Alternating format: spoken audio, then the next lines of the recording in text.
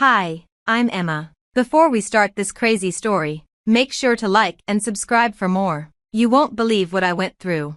In our cozy suburban home, my older sister Sophia was always the center of attention. Our parents adored her, and I felt like I was just the other daughter. One night, Sophia's jealousy went too far. I woke up to a cold breeze and a sharp sound. My heart raced as I felt my head and discovered my long hair was cut off and scattered on my pillow. Sophia stood there with scissors, smirking with satisfaction. "Sophia, what did you do?" I asked, tears forming in my eyes. "Oh, come on, Emma. It's just hair. It'll grow back," she said dismissively, twirling the scissors. I couldn't believe her cruelty. I rushed to our parents' room, desperate for help. "Mom, Dad, look what Sophia did to me," I cried, showing them my chopped hair. Our parents, groggy and annoyed, didn't seem to care. "Emma, it's the middle of the night. This is ridiculous," Dad grumbled. "Mom, you have to see what she did to me," I pleaded. Mom sighed and rubbed her temples. "Can this wait until morning?" "No, it can't," I protested, feeling overwhelmed. The argument heated up as Sophia walked in, pretending to be innocent. "I was just trying to help." She always complained about how long her hair was. "Help? You call this help?" I said, stunned. Our parents looked tired and exchanged worried glances. "Maybe she was just trying to," Mom started. "To what? Ruin me?" I interrupted, feeling the sting of injustice. The tension in the room was thick. "Sophia always gets away with everything, and you never believe me." My voice cracked with anger and sadness. "Emma, that's enough. We won't tolerate this ingratitude and disrespect," Dad said firmly. "Disrespect? I'm the victim here," I protested, feeling utterly betrayed by my own family. "Either apologize to Sophia or leave," Mom said coldly, her words hanging heavily in the air. Apologize for being attacked in my sleep? I felt overwhelmed by the unfairness of it all. I looked at my family, the people who were supposed to protect and understand me, but they felt like strangers. With tears streaming down my face, I packed a few things and left. The door slammed behind me, the sound echoing my broken heart. Alone and hurt, I stepped into the night, feeling the weight of their injustice. Little did I know, this was just the start. The road ahead was long, but I was determined to find justice. As I left my family home, I wandered through the dark streets with just a suitcase of belongings. Reaching Lena's apartment felt like finding a lighthouse in a storm. Lena opened the door, her eyes wide with surprise. "Emma, what happened?" she asked. "They kicked me out just like that," I said, tears welling up again. Lena let me in and offered me a safe place. As I told her about the night, her shock turned into anger. "Stay here as long as you need," she said firmly, but staying wasn't enough. I needed to be independent. So, I threw myself into work. My days started before sunrise and ended after sunset. I worked as a waitress during the day, a cashier in the evening, and walked dogs on weekends. It was exhausting, but with each paycheck, I felt more independent and determined. Mr. Jacobs, an elderly man with kind eyes, walked into the diner. He was known for leaving generous tips. One day, he asked me, "You're always so hardworking, Emma. Have you ever thought about a quieter job?" "A quieter job?" I asked. "Yes, my bookstore could use someone trustworthy to help run it," he said. The offer felt like a lifeline. Working at Jacob's Books wasn't just a job. It felt like coming home. Surrounded by the musty smell of old books, I found peace. Mr. Jacobs saw potential in me that I hadn't seen in myself. "You're meant for bigger things, Emma. Don't let this define you," he often said. His words stayed with me as I sat across from Miss Turner, a sharp legal advisor recommended by a bookstore regular. Her office was filled with books and legal files, showing her busy career. "This isn't just morally wrong, it's legally questionable," Miss Turner said, looking over my notes. "So there's something I can do?" I asked, my voice full of hope and uncertainty. "Yes," she replied, "but it will require work. You'll need evidence, documentation, any form of proof. It's your word against theirs," Miss Turner said, "but if we can prove a pattern of behavior, we might have a case." I left her office with more than just advice. I left with a mission. Back at my small rented apartment, I began documenting everything: text messages, emails, any evidence that could reveal how my family treated me. But evidence alone wasn't enough. I needed a plan to expose everything and make my family face the consequences of their actions. Nights were spent researching, and days were devoted to gathering information. I reached out to old friends, neighbors, anyone who could help build my case. I was meticulous, treating each piece of evidence like a brick in the fortress I was constructing. Document everything. Leave no stone unturned, Miss Turner advised during our weekly meetings, and that's exactly what I did. As the plan came together, I felt a change within me. I was no longer just a victim of my circumstances. I was becoming the architect of my own destiny. The girl who had been cast out was now ready to stand her ground and bring the truth to light, no matter the cost. Months of preparation led to this moment. My plan was precise, every detail carefully considered. The evidence against my family was a mix of solid proof and strategic tactics. I decided to start with Sophia. She had a knack for twisting things to her advantage, especially on social media. I watched as she posted about her perfect life, unaware of the storm I was brewing. It was time to reveal her true colors. Sophia loves the spotlight, I thought. Let's give it to her, I whispered to myself as I began my subtle campaign. I started posting old photos of us that seemed innocent, but the captions were carefully crafted to hint at a deeper story. One caption read, "Missing the sisterly love," which made people start to question and dig deeper. I reached out to mutual friends, sharing snippets of Sophia's behavior but carefully avoiding exaggeration. It wasn't long before whispers began to spread, and her perfect image began to crack. At the same time, I gathered legal evidence: old emails, voicemails, medical records, anything that showed years of neglect and favoritism. Miss Turner was invaluable, guiding me through the complex legal process. "The stronger your case, the harder they'll fall," she advised.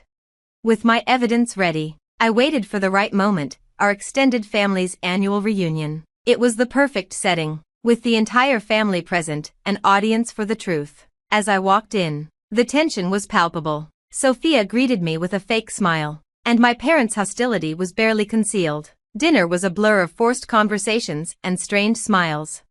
Then, as everyone settled into the living room, I stood up and cleared my throat. The room fell silent.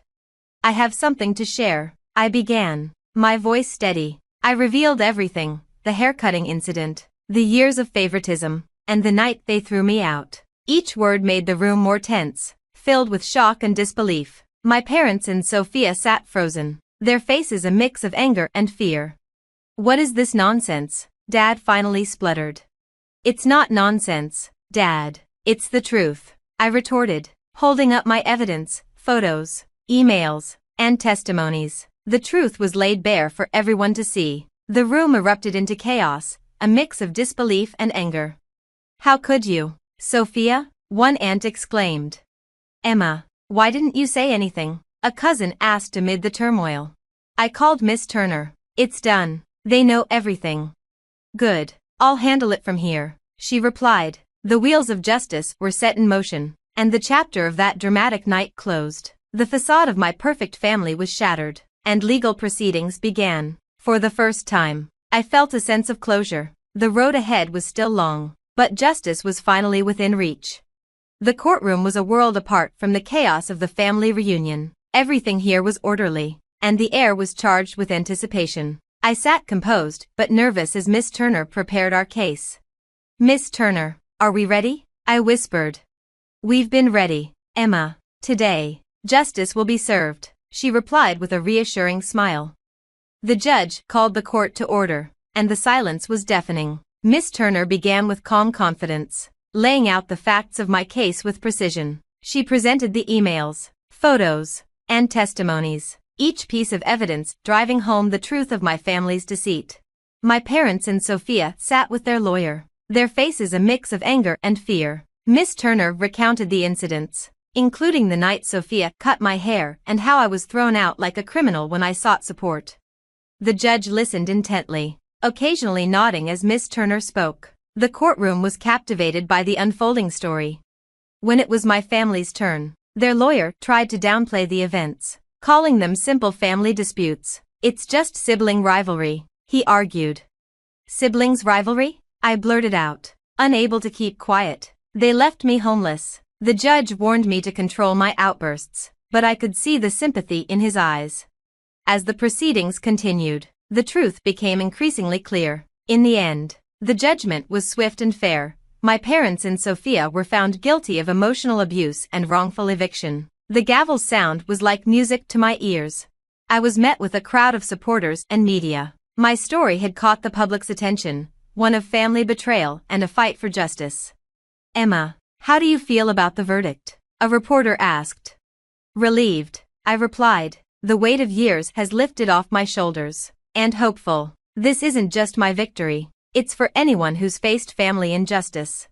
In the weeks that followed, I used my story to advocate for others in similar situations. I spoke at events, joined support groups, and worked with Miss Turner to assist those facing family legal issues. My life had taken an unexpected turn, but I embraced it. From the depths of despair, I had emerged stronger and more determined. I found peace not only in the justice served, but also in knowing that my story could inspire and help others.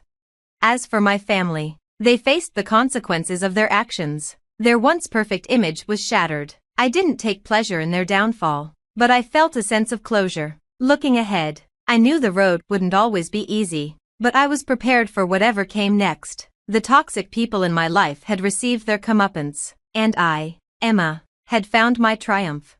And that's the end of Emma's journey. But here's a question for you. If you were in Emma's position, would you have chosen to legally confront your family or taken a different path to find closure and move on? It's a tough choice, filled with emotional and moral complexities. What would you do and why? I'm really curious to hear your thoughts, so please share your opinions in the comments. If you enjoyed this story and want to see more, don't forget to hit the like button and subscribe to the channel. Your support means the world to us and helps us bring more content like this to you. Thanks for watching and engaging with our story. I never thought I'd find evidence of my sister's betrayal while cleaning out Dad's study. But there it was, tucked between old tax returns and forgotten birthday cards.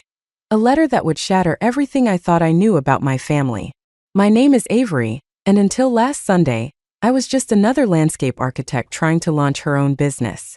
Now I'm someone who has to decide what to do about a sister who's actively trying to destroy everything I've worked for. The letter was in Mia's familiar loopy handwriting, dated just 3 weeks ago. I know you're worried about me, Dad, it read. But I promise this will work. Avery's too trusting. She won't see it coming. Once her business falls apart, she'll finally understand what it feels like to fail at something. My hands were shaking so badly I had to sit down in Dad's old leather chair. The musty smell of his cigar still lingered, even though he'd quit smoking months ago. Outside his study window, I could see Mom preparing for Dad's birthday dinner, arranging flowers in the garden like everything was normal, like my sister wasn't plotting to ruin me. My phone buzzed. Speak of the devil. Hey sis. Mia's voice was honey-sweet. You're coming to Dad's birthday dinner tonight, right? Ethan said you might be working late. I gripped the letter tighter, my wedding ring catching the afternoon light. No, I'll be there. Wouldn't miss it. Great. I have some exciting news to share with everyone. Of course she did. Mia always had exciting news at family gatherings. It was her way of making sure all eyes were on her. Can't wait to hear it, I managed, trying to keep my voice steady. Hey, have you talked to Dad recently about business stuff? There was the slightest pause. Not really. You know how Dad is, all work and no play. Why? Just curious. See you tonight. I hung up before she could ask more questions. My husband Ethan's name in her message bothered me. They'd been talking about my work schedule. Jamie, my best friend since college, called while I was still sitting in Dad's study. You okay? She asked. You sound off. I found something concerning. Can you meet for coffee tomorrow? I need your perspective on this. Of course. Is it about the business launch? I looked down at the letter again. Sort of. It's about Mia. And possibly Ethan. Oh boy, Jamie sighed. What's your sister done now? I'm not sure yet. But I need to get through Dad's birthday dinner first. Everyone will be there, acting like one big happy family.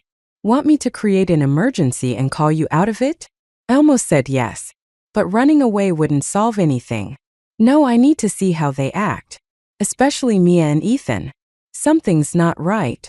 After hanging up, I carefully refolded the letter and slipped it into my purse. Through the window, I could see cars starting to arrive. Mia's red sports car pulled up first, always early when she had exciting news to share. I watched her step out, all designer clothes and perfect hair, air-kissing Mom in the garden. She was already commanding attention, gesturing animatedly about something while Mom nodded along, completely enchanted. Just like always, Ethan's car pulled in next. He got out and immediately went to hug Mia, their greeting looking a little too familiar for my comfort. They shared a quick look before separating, the kind of look that made my stomach turn. I stood up, straightening my clothes and taking a deep breath. Time to go downstairs and play my part in this family charade. But this time I'd be watching. Really watching. Because now I knew, the sister who'd always claimed to be my biggest supporter was actually plotting my downfall. And somehow my husband was involved. The question was, how far would they go? And more importantly, what was I going to do about it? Dad's birthday dinner was a masterclass in fake smiles and hidden daggers. I kept the letter burning a hole in my purse while Mia commanded center stage, announcing her exciting news. She was starting her own event planning business. And guess who's already signed up as my first major client? Mia beamed, reaching for her wine glass. The Hendersons. You know, the family who owns that gorgeous estate where Avery's doing the landscaping. My fork clattered against my plate. The Hendersons were my biggest potential clients, the ones who could make or break my new business. I hadn't even finished presenting my final design proposal to them yet. That's wonderful, I managed, feeling Ethan's hand squeeze my knee under the table. Was it meant to be reassuring or warning? Oh honey, Mom gushed. 2 successful daughters in complementary businesses. You girls could work together. Mia's smile didn't quite reach her eyes. Actually, I already suggested that to the Hendersons. They're thinking of going in a different direction with their landscaping. Something more modern. Dad looked up from his plate. Avery's designs are plenty modern. Of course they are, Mia backpedaled smoothly. I just meant they're considering all their options. You understand, right, sis? It's just business. Just business. Like the letter in my purse was just paper. Speaking of business, I said, watching her carefully, I was organizing Dad's study earlier and found some interesting correspondence. Mia's smile flickered for just a second. Oh, anything about me? Actually, I started, but Ethan suddenly stood up, drawing everyone's attention. Before we get into business talk, I'd like to propose a toast to George, he announced, raising his glass. To the man who welcomed me into this amazing family. I watched Mia during his speech. She was staring at her plate, her fingers nervously shredding her napkin. When she looked up, our eyes met, and for a moment, I saw something I hadn't expected: fear. After dinner, I cornered her in the kitchen while she was helping with dishes by reorganizing Mom's wine glasses. The Hendersons were my clients first, I said quietly. Were they? I don't see any contracts. She arranged the glasses with precise movements. Maybe if you spent less time organizing Dad's study and more time closing deals. I found your letter, Mia. The wine glass in her hand trembled slightly. What letter? The one where you told Dad how you're planning to destroy my business. Want me to read it to everyone? She set the glass down carefully. You always do this, Avery. Turn everything into some kind of competition. I'm finally doing something successful with my life, and you can't stand it. That's not. Mom, Mia called out, her voice cracking. Avery's threatening me because I got a client she wanted. Mom rushed in, finding Mia with tears in her eyes. Perfect, glistening tears that hadn't smudged her mascara. Avery Thompson, Mom scolded. I raised you better than this. Your sister is trying to build something of her own. Why can't you support her? But she. I stopped, realizing how it would sound. I'm the responsible one, the steady one. Mia's the free spirit everyone needs to protect and encourage. Nothing had changed since we were kids. I think you should apologize to your sister, Mom said firmly. Over Mom's shoulder, Mia's tears vanished, replaced by a small, triumphant smile. You're right, I said, my voice steady. I'm sorry, Mia. I shouldn't have jumped to conclusions about that letter. Mia's smile faltered. What letter? The one I'll be showing Dad tomorrow. Sleep well, sis. I left them in the kitchen, passing Ethan in the hallway. He reached for my arm, but I pulled away. We need to talk, he said quietly. Yes, we do. I met his eyes. About why you've been discussing my work schedule with my sister. He opened his mouth to respond, but Dad called him into the living room. As he walked away, I saw him pull out his phone and type something quickly. In my car, my phone buzzed with a text from Mia. Don't make this worse than it needs to be. I started the engine, my hand steady on the wheel. Tomorrow I'd meet Jamie for coffee and figure out exactly how deep this betrayal went. But tonight I had some research to do about the Hendersons, and about my husband's recent phone records. Jamie set her coffee cup down with enough force to make the table rattle. You're not going to believe what I found about your sister. We were sitting in our usual corner of the bean house, away from the morning rush. I'd barely slept, spending most of the night digging through Ethan's phone records while he slept soundly beside me, completely unaware. Hit me, I said, bracing myself. Mia's broke. Like seriously broke. She's got credit card debt in the six figures, and there's a collection agency after her for an unpaid business loan from last year. My stomach dropped. What business loan? For her fashion consulting venture that lasted all of 3 months. Jamie pulled out her tablet, showing me the documents. But here's the kicker, guess who co-signed that loan? Please don't say. Ethan. Your husband co-signed a $100,000 loan for your sister 6 months ago. The coffee turned bitter in my mouth. 6 months ago, when Ethan had insisted we delay buying the commercial property I wanted for my landscape design business, claiming the market wasn't right. My phone buzzed, Mrs. Henderson's name flashing on the screen. I answered, trying to keep my voice steady. Avery, dear, she said, her tone apologetic. I wanted to speak with you directly about the garden redesign. Of course. I'm finalizing the proposals now. That's just it. Your sister showed us some remarkable concepts yesterday. She suggested integrating the garden design with her event planning services, offering us a complete package deal. My free hand clenched around my coffee cup. Mrs. Henderson, I should mention that Mia has no experience in landscape architecture. Oh, she mentioned that. But she's bringing in someone from Carson and Reed Landscaping as her partner. They're very well established. Carson and Reed, my former employers. The same company where Ethan still consulted part-time. After the call ended, Jamie reached across the table and grabbed my hand. Avery, breathe. They're working together, I said, the pieces finally clicking.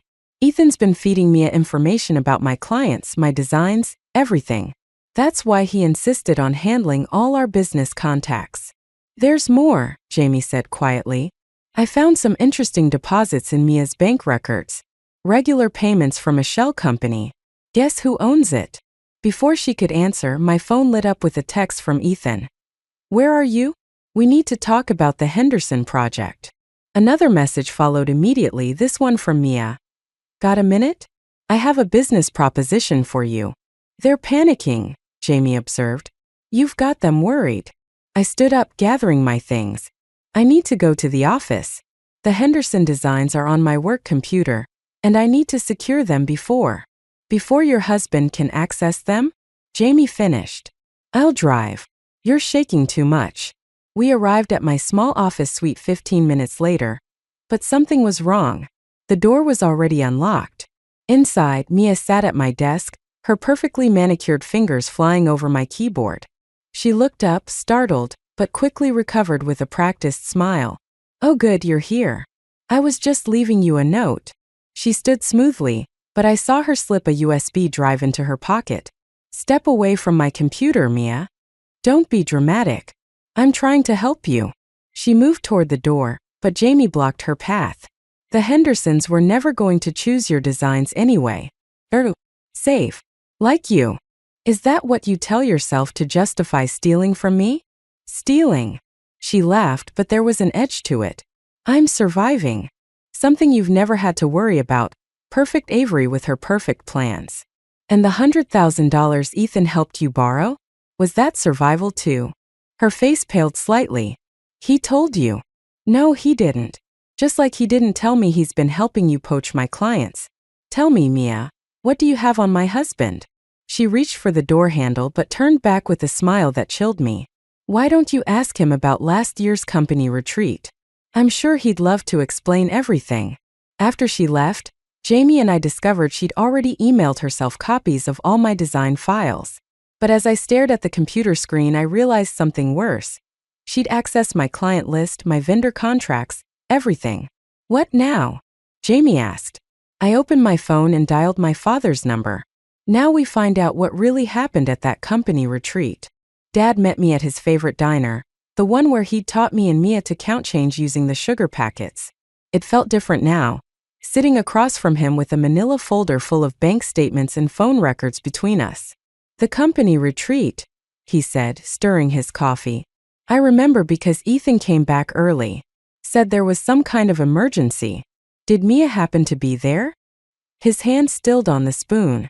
She wasn't supposed to be. It was employees only. But I heard from Bill Carson that she showed up uninvited. Created quite a scene at the hotel bar. He looked up at me. You think something happened between them? Before I could answer, my phone lit up with a text from Jamie. Found security footage from your office. You need to see this now. I have to go, I told Dad, gathering my things. But first, did you know about the loan? The one Ethan co-signed for Mia. Dad's face darkened. He did what? That's what I thought. I stood up then paused. Dad? When you found Mia's letter about ruining my business, why didn't you tell me? What letter?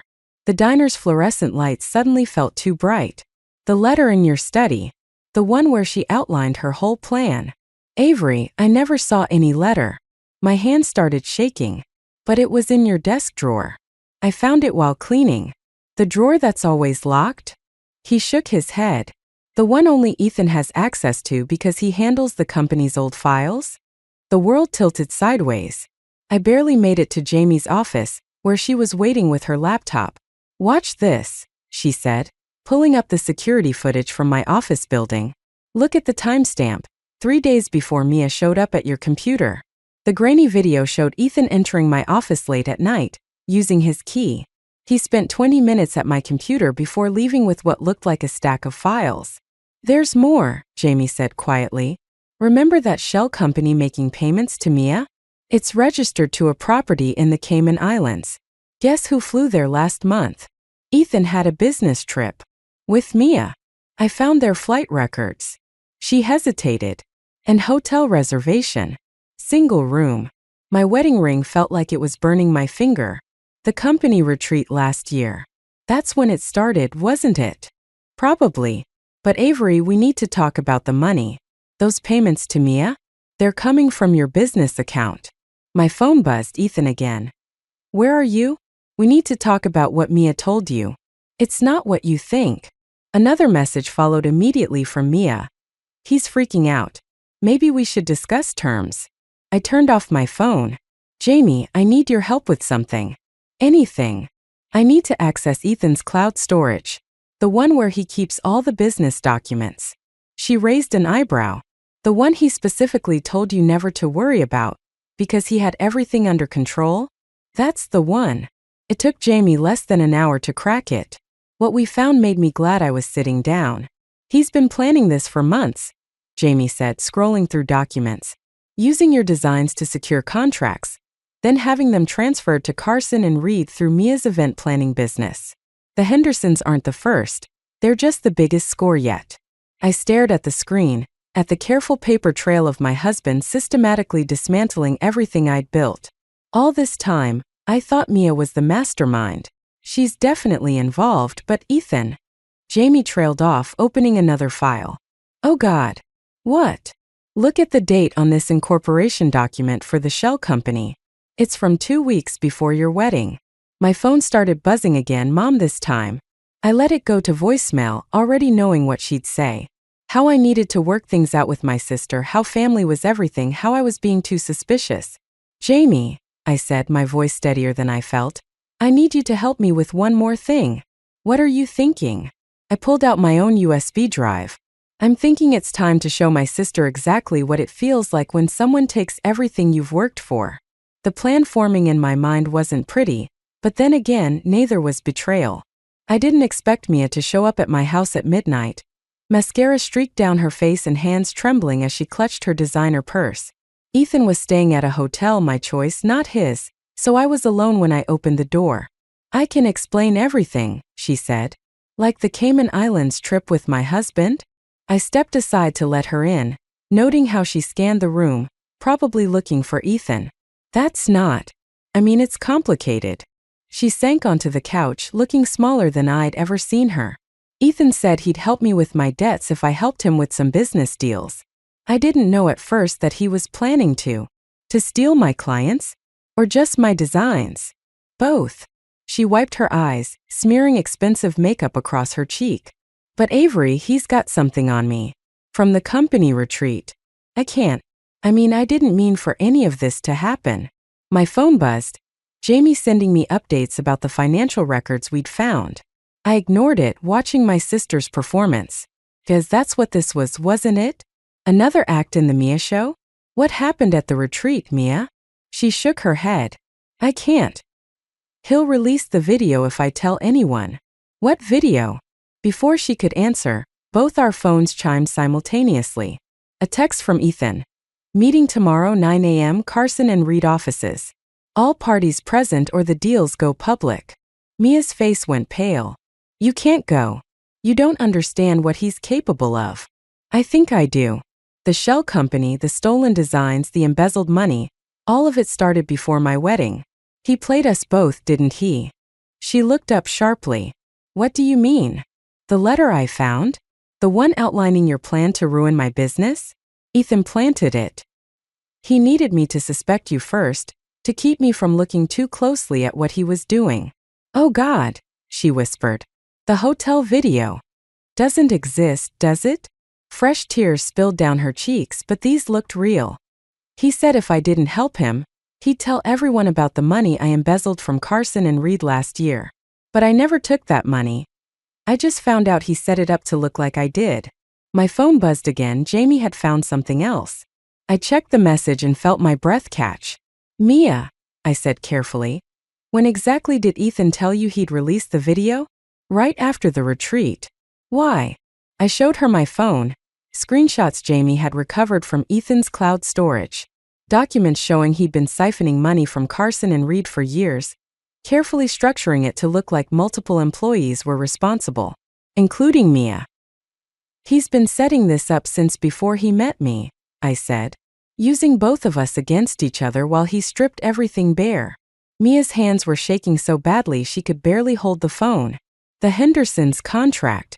He made me think I was helping him save your business, that you were the one stealing designs. I'm so stupid. We both were." I took the phone back, scrolling through more documents.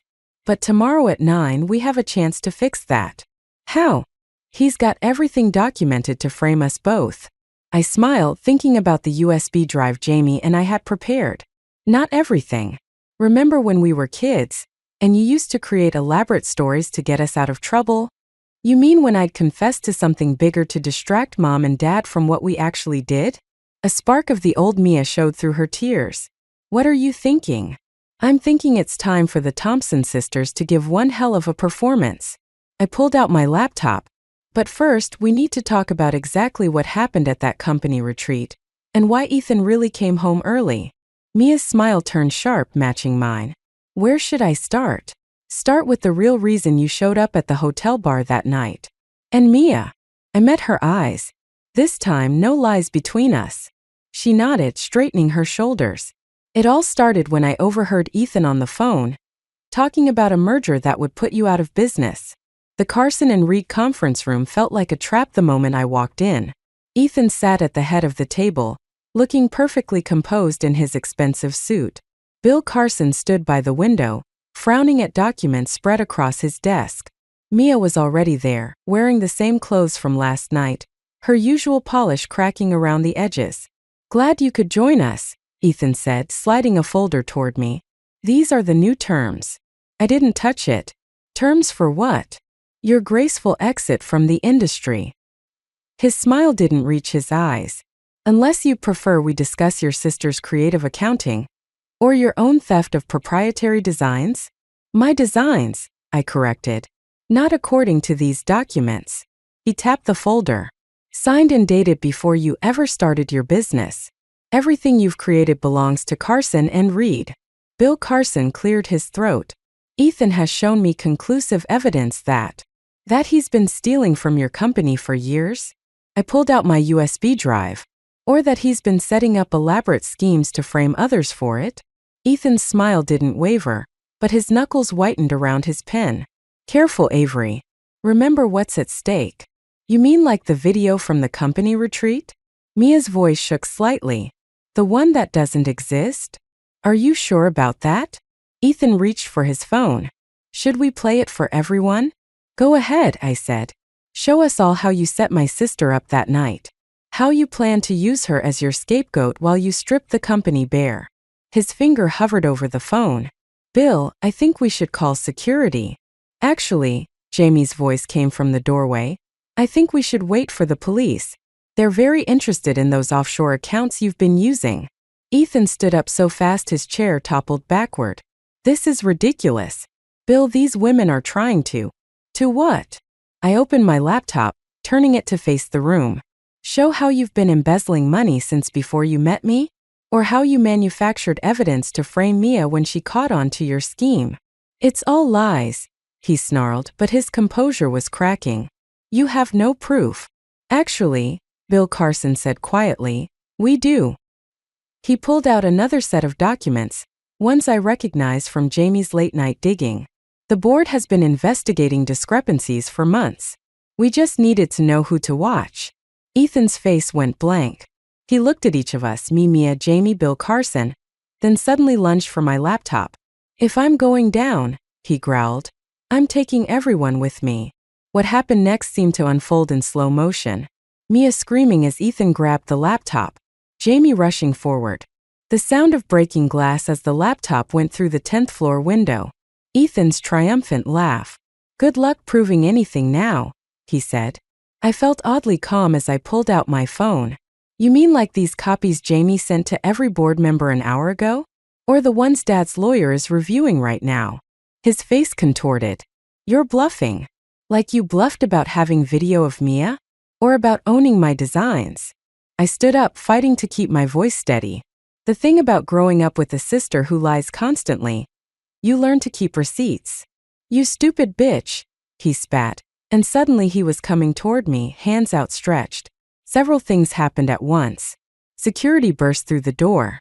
Mia stepped between us, her designer purse swinging like a weapon. Jamie shouted something about cameras rolling. And I stood there, watching my husband being wrestled to the ground, realizing that my entire marriage had been a carefully orchestrated lie. Avery. Mia touched my arm gently. Are you okay? I wasn't. Nothing about this was okay. My business was in shambles, my marriage was a fraud, and my family's reputation was about to become tabloid fodder. But as I watched Ethan being led away in handcuffs, still shouting threats, I felt something unexpected: relief. No, I said honestly. I'm not okay. But I will be. Mia squeezed my hand, and for the first time in years, it felt like we were really sisters again.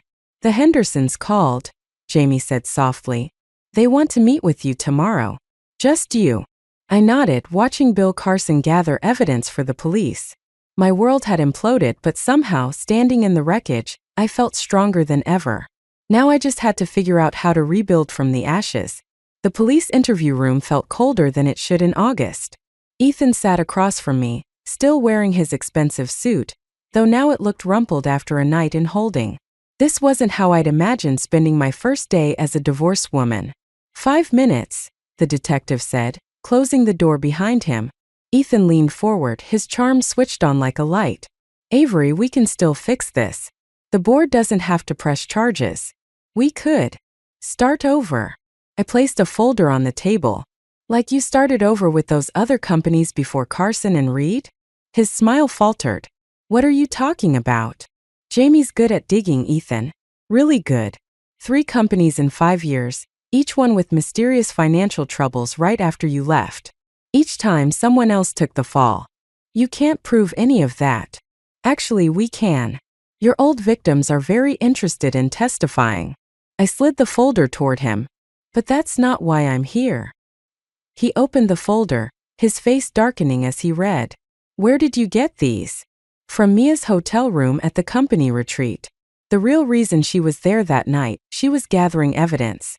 She saw what you were doing months before I did. She was trying to blackmail me, he snapped. No, she was trying to protect me. But you turned it around, made her think you had something on her. Classic Ethan Collins playbook, right? Always have leverage. His handcuffs clinked against the table as he pushed the folder away. What do you want? I want to understand something. Was any of it real? Our marriage, our plans, any of it? For a moment his mask slipped, showing something almost like regret. The garden designs were brilliant. I didn't lie about that. Just about everything else. Business is business, Avery. Nothing personal. I stood up, smoothing my skirt. That's where you're wrong. It was always personal. That's why you'll never understand why you failed. Failed? He laughed harshly. I had everything perfect until your sister grew a conscience. No, you had everything perfect until you underestimated what sisters are capable of. I reached for the door. By the way, the Hendersons loved my new designs. The ones you never saw, because I kept them at Jamie's house. You're making a mistake, he called as I opened the door. I still have friends who can. Who can what? End up in here with you. Mia's voice came from the hallway. She stepped into view, holding up her phone. Everything you just said is recorded, by the way. Want to threaten us again? Ethan's face contorted with rage. You little. That's enough, the detective interrupted, moving between us. As we walked away, Mia grabbed my hand. Are you okay? Getting there.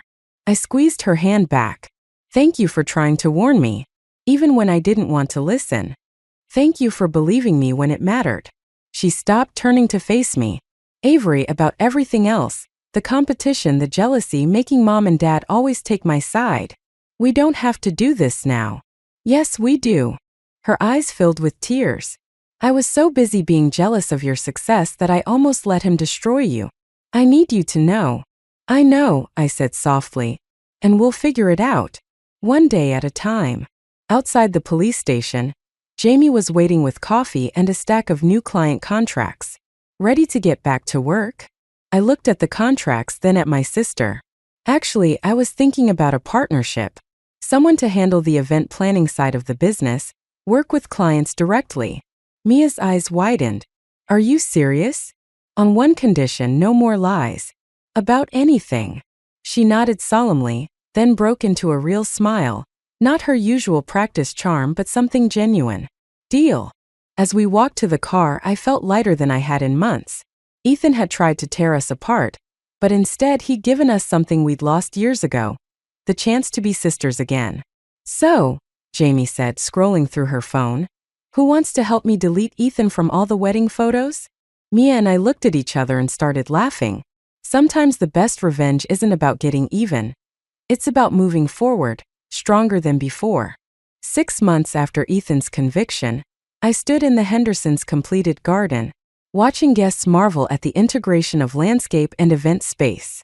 Mia fluttered between groups, handling the grand opening with her usual charm, but something was different now. Her smile reached her eyes. It's beautiful, Mom said, appearing beside me. Both the garden and your sister's work. I nodded, noting how the evening light caught the water features we designed together. She's good at what she does. Always was. I'm sorry I didn't see what was happening. Mom touched my arm. With Ethan, with everything. I was so busy trying to protect Mia that I missed who really needed protection. We all missed it, Mom. That was his specialty. Across the garden, Jamie was showing Dad something on her tablet. Probably the latest financials. Our business had grown faster than expected, partly thanks to the publicity from Ethan's trial, partly because Mia and I made a surprisingly good team. Mrs. Collins? A server approached with a letter. This was left for you at the entrance. It's Thompson now. I corrected automatically, taking the envelope. I recognized Ethan's handwriting immediately. Want me to throw it away? Mia asked, materializing at my side. I considered it, then shook my head. No. I need to know. The letter was short. I underestimated you both. The garden in the prison yard is dead, but I think about your designs every day. Some things are beautiful even when they're dangerous. Trying to get the last word, Mia scoffed, reading over my shoulder. Classic Ethan. It doesn't matter anymore. I folded the letter and handed it to Jamie, who joined us. Add it to the file? She tucked it away with a nod. We kept everything now, every document, every message. Not out of fear or revenge, but because we'd learned the hard way that truth needs protection. Speaking of files, Mia said hesitantly, there's something I need to show you. She led me to a quiet corner of the garden, pulling out her phone. Remember how we couldn't figure out where Ethan got his initial capital? Jamie found this yesterday. The document on her screen showed a familiar name, our grandmother's trust fund, which had mysteriously dried up years ago. The fund I'd been too busy to investigate when Mia was named sole beneficiary. He helped me steal it, Mia whispered. Before he even met you. I didn't understand what he was doing then, but it was always your money too. I stared at the screen, feeling the weight of years of resentment and competition shifting into something else. Keep it, I said finally. Avery, no. We need to make this right. We are making it right. I gestured at the garden around us. Every project, every client, every time we choose honesty over easy answers. That's how we make it right. She hugged me suddenly, fiercely. When did you get so wise? Probably around the time you got so honest. Later, as the party wound down, I found myself back in the center of the garden. The night-blooming flowers were opening, their fragrance mixing with the sound of falling water. Ready to go? Jamie asked, car keys in hand. Almost. I looked around at what we'd built, not just the garden but everything else. The business, the rebuilt relationships, the trust that grew back slowly, like plants after a hard winter. You know, Mia said, joining us, we got another offer today. That big resort on the coast. I saw the email. And I smiled, remembering the letter in Dad's study that had started everything. How easily suspicion had bloomed, how quickly trust had withered.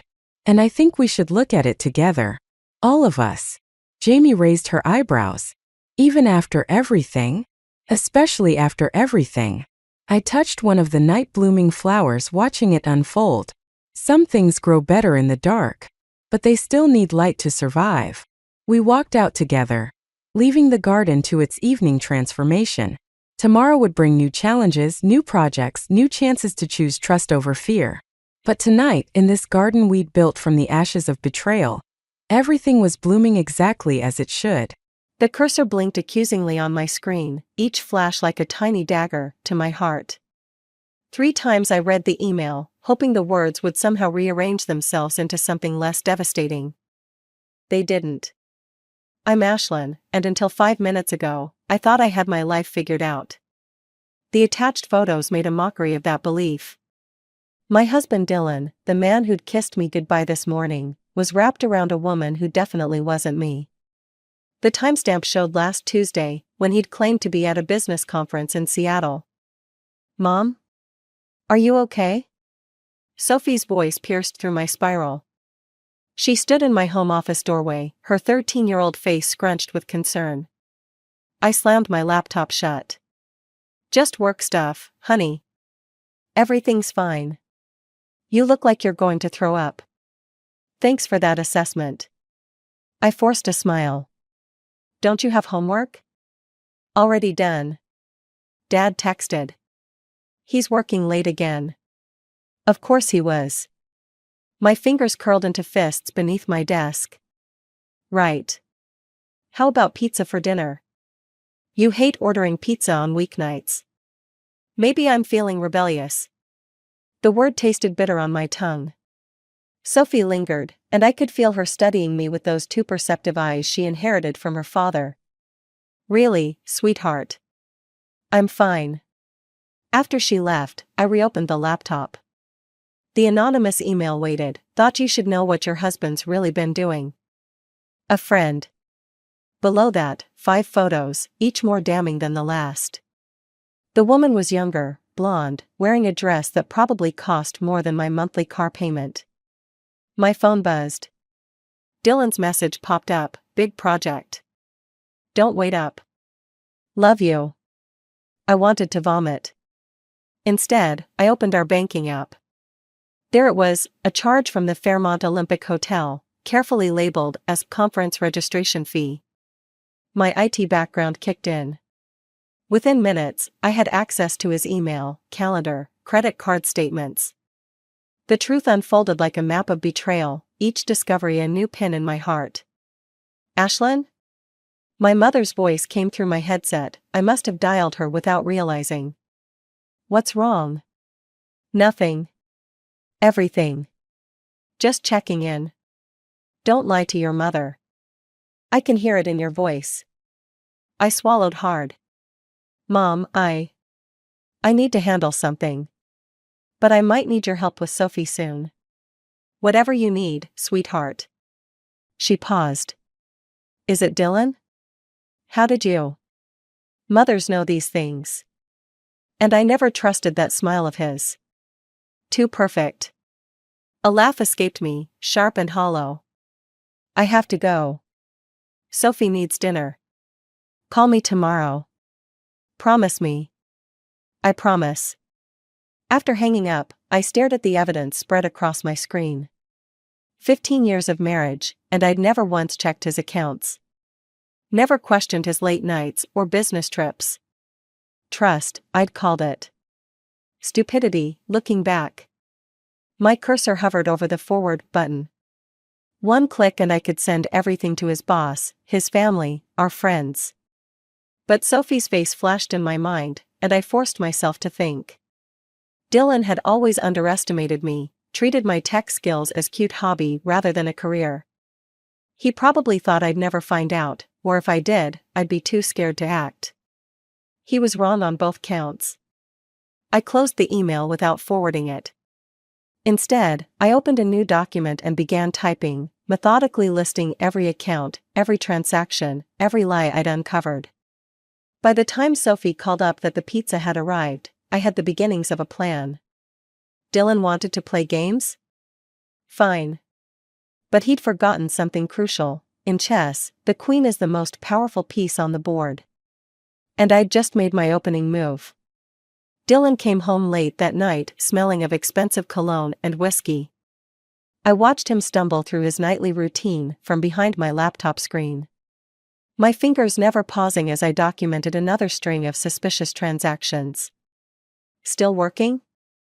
He loosened his tie, flashing that perfect smile that used to make my heart skip. Now it just made my stomach turn. The farm tech project again? Someone has to pay attention to our future. The words came out sharper than I intended. His smile flickered. What's that supposed to mean? Nothing.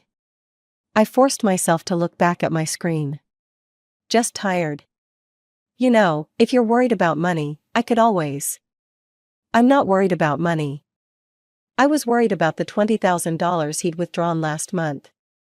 Labeled as business investment. I was worried about the credit card charges at jewelry stores that had never resulted in gifts from me. I was worried about how easily lies slipped from his lips. Sophie appeared in the doorway, already in her pajamas. Dad, you missed pizza night. Sorry, princess. Big client dinner. He moved to hug her, but she stepped back. Whatever. Mom, can you help me with my coding project tomorrow? Of course, honey. Dylan's face darkened. Since when are you into coding? Since forever, Sophie shot back. You'd know that if you were ever home. Sophie, I warned, even as pride swelled in my chest. My daughter, so fierce, so perceptive. No, she's right. Dylan ran a hand through his hair. I've been working too much. How about this weekend we all go somewhere? The lake house maybe? The lake house where he'd taken his blonde mistress 3 weeks ago, according to his credit card statement. Can't, I said. I have a presentation Monday. Reschedule it. Like you reschedule your meetings? The words escaped before I could stop them. His eyes narrowed. What's going on with you lately? Nothing's going on with me. I closed my laptop with deliberate care. Sophie, bed. Now. After she left, Dylan moved closer, perching on the edge of my desk. Talk to me, Ash. You've been different all week. I looked up at him, studying the face I'd loved for 15 years. The slight crow's feet around his eyes, the dimple in his left cheek, the perfectly maintained stubble. I searched for any sign of guilt, any crack in his facade. There was nothing. Different how? I asked. Distant. Cold. He reached for my hand. I let him take it, fighting the urge to pull away. If something's bothering you, would you tell me? I interrupted. If something was bothering you? He blinked. Of course. Promise? I promise. He squeezed my hand. No secrets between us, right? I smiled, and for the first time in our marriage, I understood how easy it was to lie to someone you loved. Right. No secrets. Later, after he'd fallen asleep, I slipped down to Sophie's room. She was still awake, the blue light of her tablet illuminating her face. Mom? She sat up. Are you okay? I sat on the edge of her bed. Why wouldn't I be? Because. She hesitated, then turned her tablet toward me. On the screen was an email draft, addressed to an anonymous account. I found something. About Dad. My blood ran cold. What did you find? His passwords weren't even hard to crack. Her voice trembled. He's been. There's this woman. Stop. I pulled her into my arms, feeling her tears soak through my shirt. Listen to me. Whatever you found, whatever you were going to do, let me handle it. But. Promise me, Sophie. This isn't your burden to carry. She pulled back, wiping her eyes. What are you going to do? I thought about the evidence mounting on my laptop, about Dylan's easy lies over dinner. About the daughter who was too smart to be fooled by either of us. I'm going to protect us, I said. Both of us. But I need time to do it right. She nodded, her expression eerily similar to the one I'd seen in the mirror lately. I can help. I know you can. I kissed her forehead. But for now, just act normal. Can you do that? I learned from the best, she said, and I wasn't sure whether to be proud or heartbroken that my daughter had become such a good actor. The notification popped up on my screen at 3 a.m. Sophie had accessed Dylan's company email. Again. My daughter, the amateur hacker, was getting sloppy with her digital footprints. I reached for my phone to text her, then froze as another alert flashed. File transfer in progress. Multiple documents. Financial records. Damn it, Sophie, I muttered, throwing off my covers.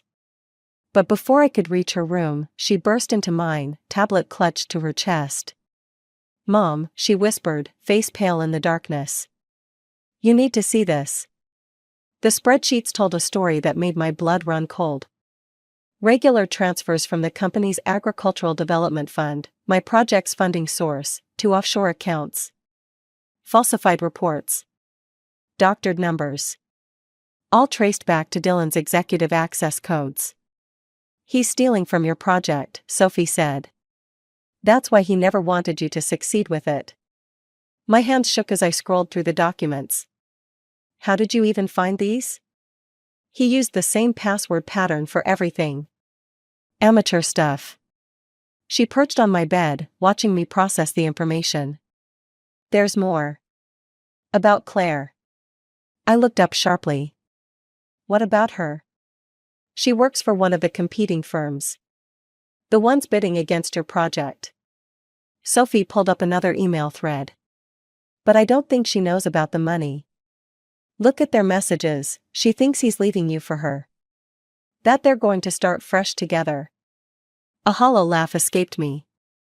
Fresh. With stolen money. What are you going to do? Before I could answer, headlights swept across my bedroom wall. Dylan's car, pulling into the driveway at 3:30 a.m. Delete your traces, I hissed. Now. Go to bed. Sophie's fingers flew across her tablet as she hurried out. I slipped back under the covers, heart pounding, mind racing through possibilities. Minutes later, Dylan stumbled in, reeking of perfume and scotch. "You're awake?" He squinted at me. "Couldn't sleep. Work stress." I watched him undress, this stranger wearing my husband's face. "The project deadline's coming up." He paused, one shoe in hand. "About that. The board's considering pulling funding. Budget cuts." "Really?" My voice stayed steady, even as rage burned through my veins. "That's not what the quarterly reports showed. Things change fast in business, Ash. You know that." He slid into bed, reaching for me. "Maybe it's for the best. You could focus on something else." I let him pull me close, fighting the urge to recoil. "Like what?" "I don't know. Something less demanding. More family-oriented." "Family-oriented?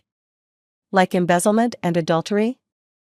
I wanted to scream the words, to throw his lies back in his face. Instead, I said, "I'll think about it." The next morning, I waited until Dylan left for work before calling the number I'd found in his emails. "Hello?" A woman's voice, younger than I expected.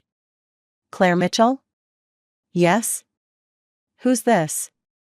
"Someone who thinks you should know the truth about Dylan Parker."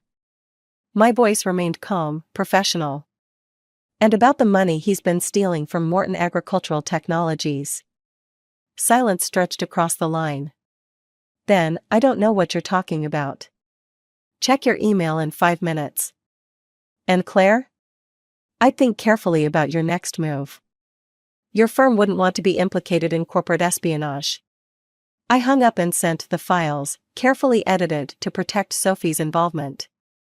Then I called my mother. "I need you to take Sophie for a few days," I said when she answered. "It's happening, then?" "Yes." I watched Sophie through the window as she waited for her school bus. "Things are about to get messy. Be careful, Ashlyn.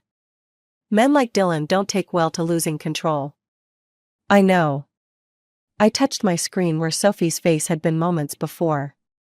"That's why I need to end this quickly. Before he realizes what's coming." "And Sophie?" "She's stronger than we think. Smarter too." Pride mixed with worry in my chest. "She'll understand eventually." After hanging up, I opened my laptop and began composing 2 emails. One to Morton's board of directors, outlining specific concerns about financial discrepancies. Another to Dylan's mistress, offering to meet and compare notes. The endgame was starting. I just hoped I could protect the ones I loved while burning everything else to the ground. The coffee shop buzzed with morning chatter, but Ben's silence spoke volumes as he studied the evidence spread across my tablet. 20 years of friendship meant he could read between the lines of what I wasn't saying. "Jesus, Ash." He pushed the tablet back, running a hand through his graying hair. "How long have you known?" 2 weeks. I wrapped my hands around my untouched latte. "Long enough to know it's not just about the affair anymore. The embezzlement makes it criminal." He leaned forward, lowering his voice. "You need to go to the police." "And then what?" "Watch Sophie's college fund disappear into legal fees." I shook my head. "There has to be another way." "Like blackmail?" His eyes narrowed. "That's not you, Ashlyn." Before I could respond, my phone lit up with a text from Claire, "Meeting you was a mistake." He explained everything. "Stay away from us." Ben read the message over my shoulder. "What did you do?" "Gave her enough rope." I showed him the screenshot I'd sent Claire, Dylan at dinner with another woman, neither of them Claire nor me. "Turns out our friend's been playing everyone." Christ. Ben's expression darkened. "You're enjoying this, aren't you?" The accusation stung because it was true. "Maybe I am." "Does that make me terrible?" "It makes you human." He hesitated. "But Sophie." My phone buzzed again. Dylan's name flashed on the screen. We need to talk. Now. Come to the office. He knows something's wrong, I said, gathering my things. Claire must have warned him. Ben caught my arm. Don't go alone. I have to. If I bring anyone else, he'll know I'm building a case. I forced a smile. Besides, we're in his corporate office. What's the worst he could do? That's what scares me. Ben stood. Call me when you're done. Promise? Promise. The elevator ride to Dylan's floor felt endless. Through the glass walls, I watched Seattle's skyline blur behind rain clouds. The same view I'd admired when he first brought me here, proud to show off his success. Now every gleaming surface felt like a lie. His secretary's desk was empty. The whole floor seemed deserted, despite it being mid-morning. Dylan waited in his office, standing behind his desk like a king on his throne.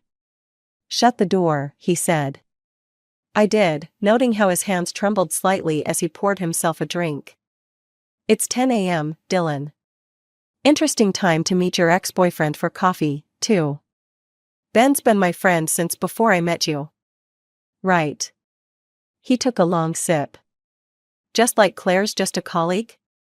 The trap was obvious, but I stepped into it anyway. Is that what she is? She called me. Very upset. Seemed to think I was living some kind of double life. His laugh held no humor. Wonder where she got that idea? Maybe from the same place I got these.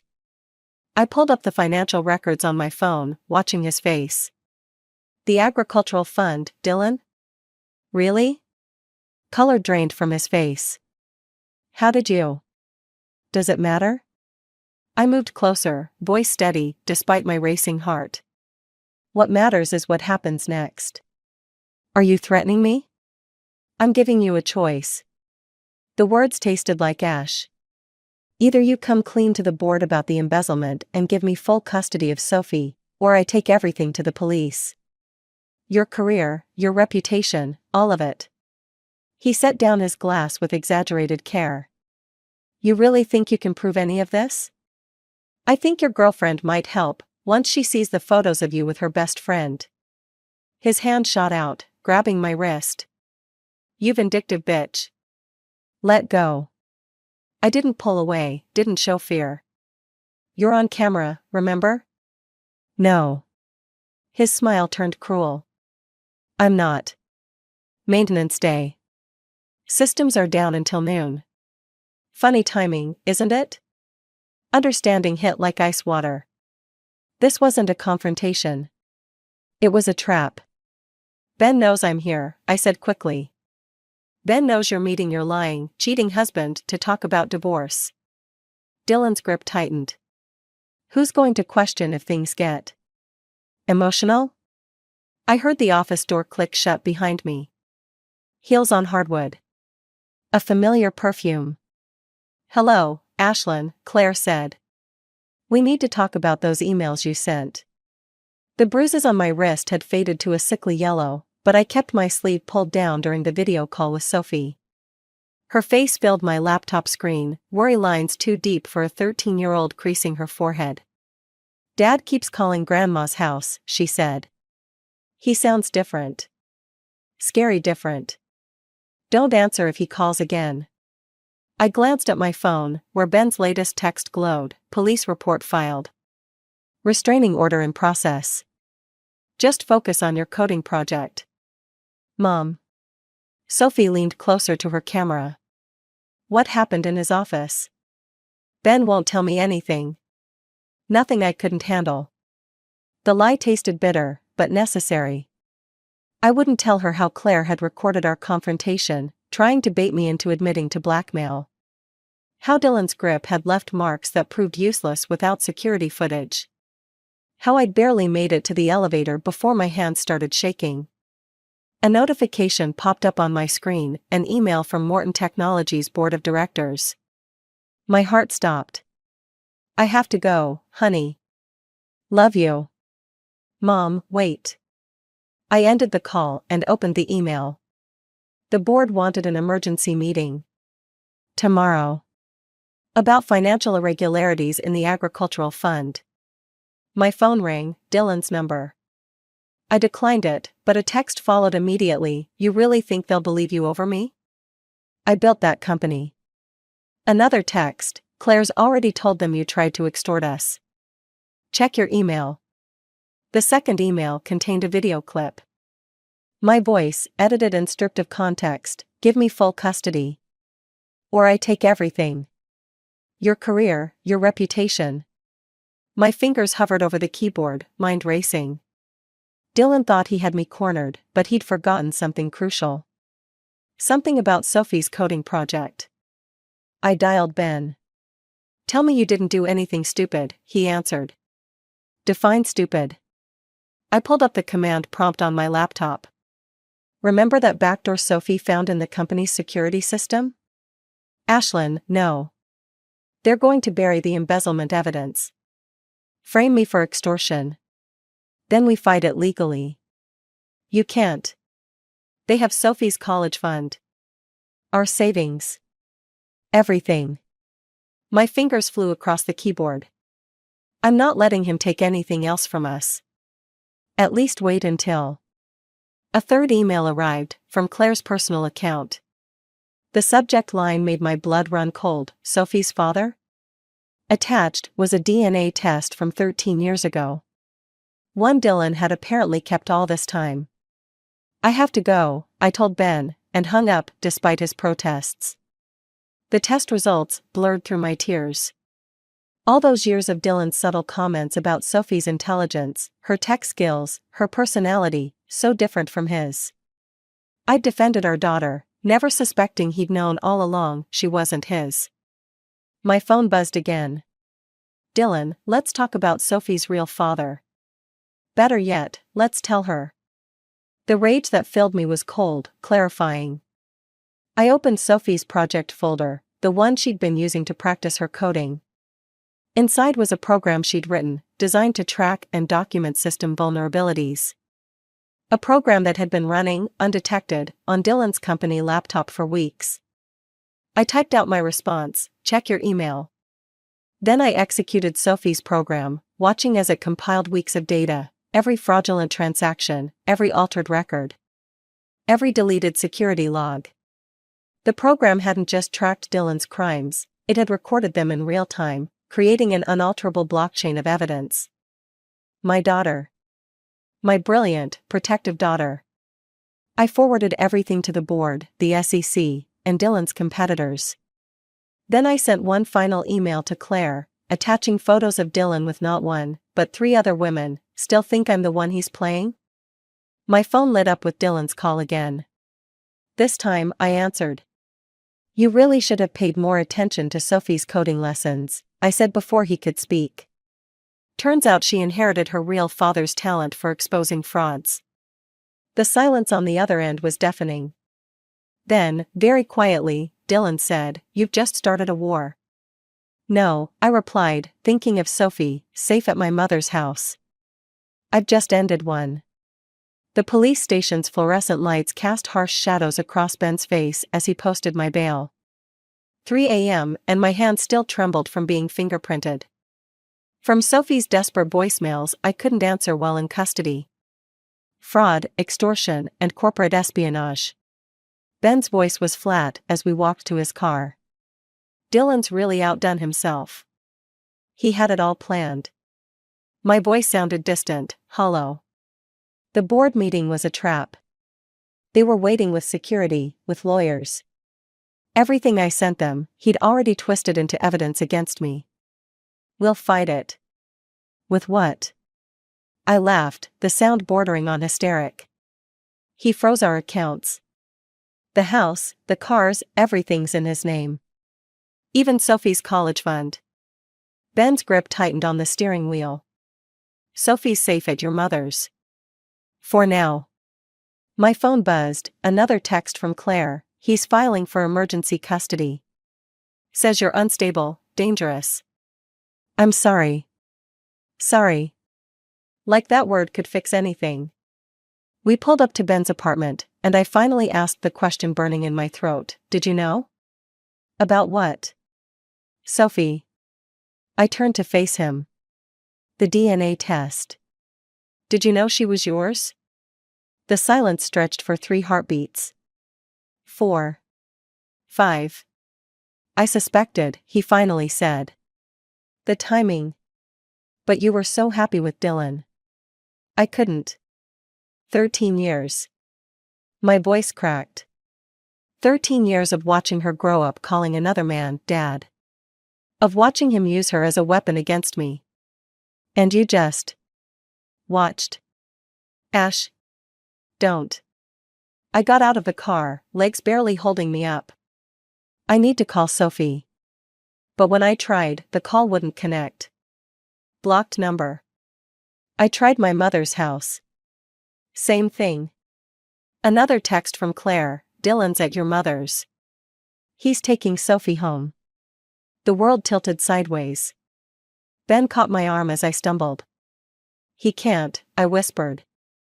The restraining order only covers you. Ben was already pulling up his phone. And with the charges against you. My phone rang. Dylan. Where are you? His voice was smooth, controlled. Victory wrapped in concern. Sophie's asking for you. Let me talk to her. I don't think that's wise, given your mental state. Breaking into corporate servers? Stealing company data? What were you thinking? I was thinking about protecting our daughter.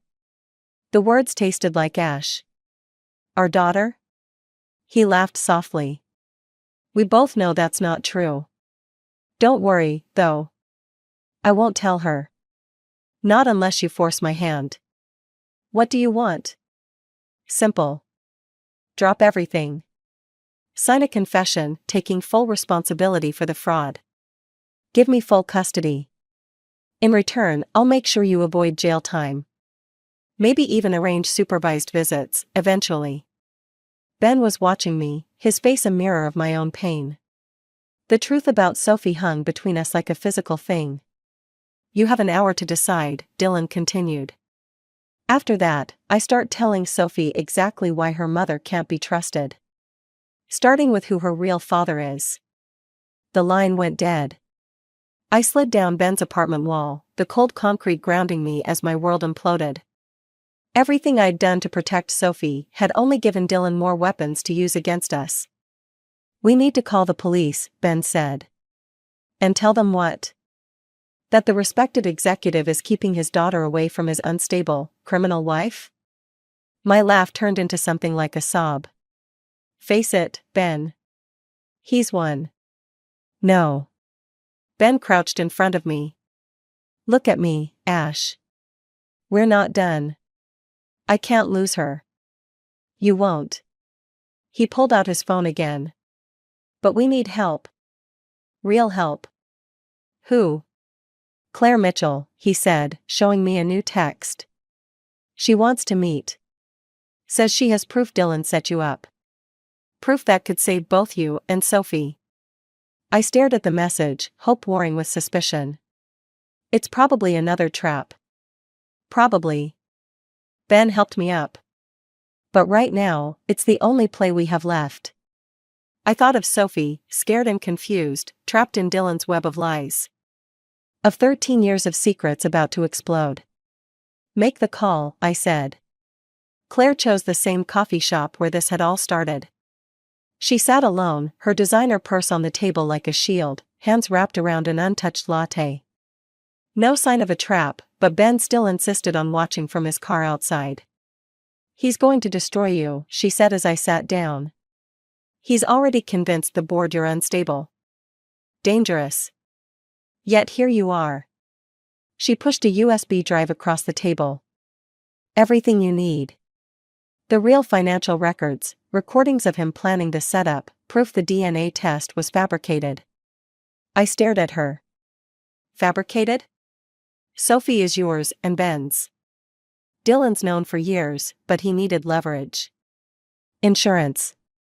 She laughed bitterly. Just like he needed me to play the desperate mistress. To help him frame you. My phone buzzed. Dylan, taking Sophie to the lake house for the weekend. Last chance to take the deal. Why are you helping me now? Because, Claire's voice caught. I'm pregnant. And I've seen what he does to children he claims to love. The coffee shop door chimed. Dylan walked in, Sophie trailing behind him. My heart stopped. Well, Dylan said, sliding into the seat beside Claire. This is cozy. Sophie's eyes were red-rimmed, her shoulders hunched. When she saw me, she started forward, but Dylan's hand shot out, gripping her arm. Dad, she whispered. You're hurting me. Sophie, I kept my voice steady, go wait with Uncle Ben in the car. She's not going anywhere. Dylan's smile was razor-sharp. Claire, the drive? Claire's hand trembled as she reached for the USB, but I was faster.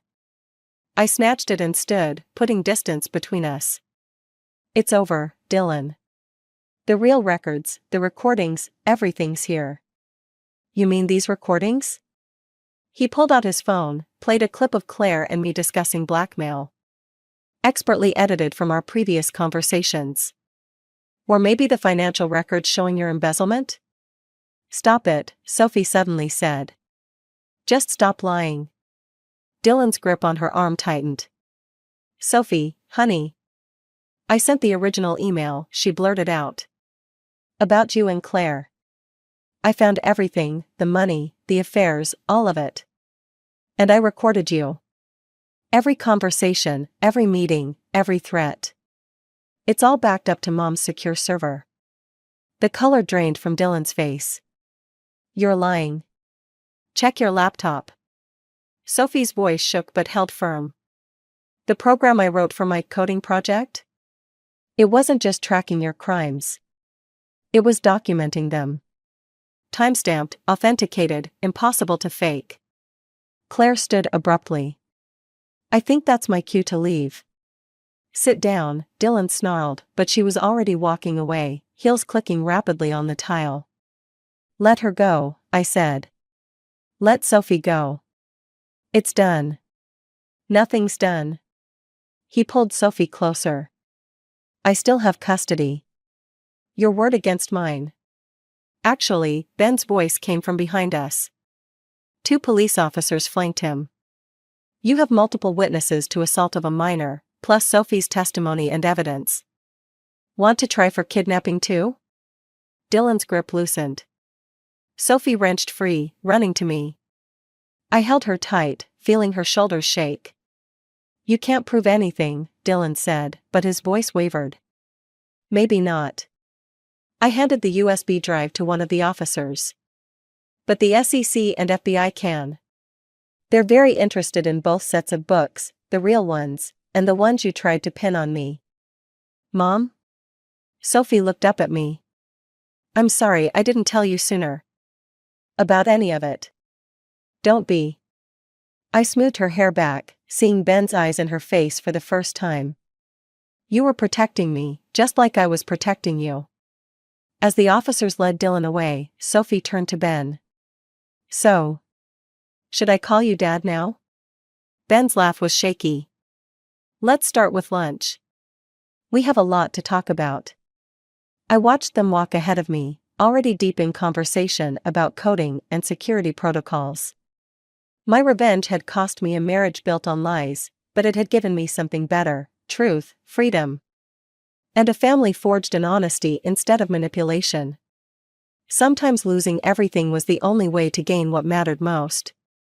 The autumn wind carried the scent of fresh earth as I walked the rows of our first smart farming prototype.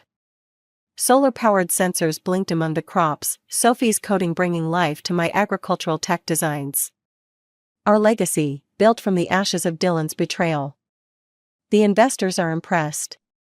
Ben appeared beside me, tablet in hand. Full funding for the next phase. Your mother's farm will be the first full implementation. Sophie will be thrilled. I touched a sensor, remembering how she'd improved my original design. She's already talking about neural networks for crop prediction. She gets that from you. Ben's voice held a note of pride he was still learning to express. The brilliance, the determination. The stubbornness, I added, making him laugh.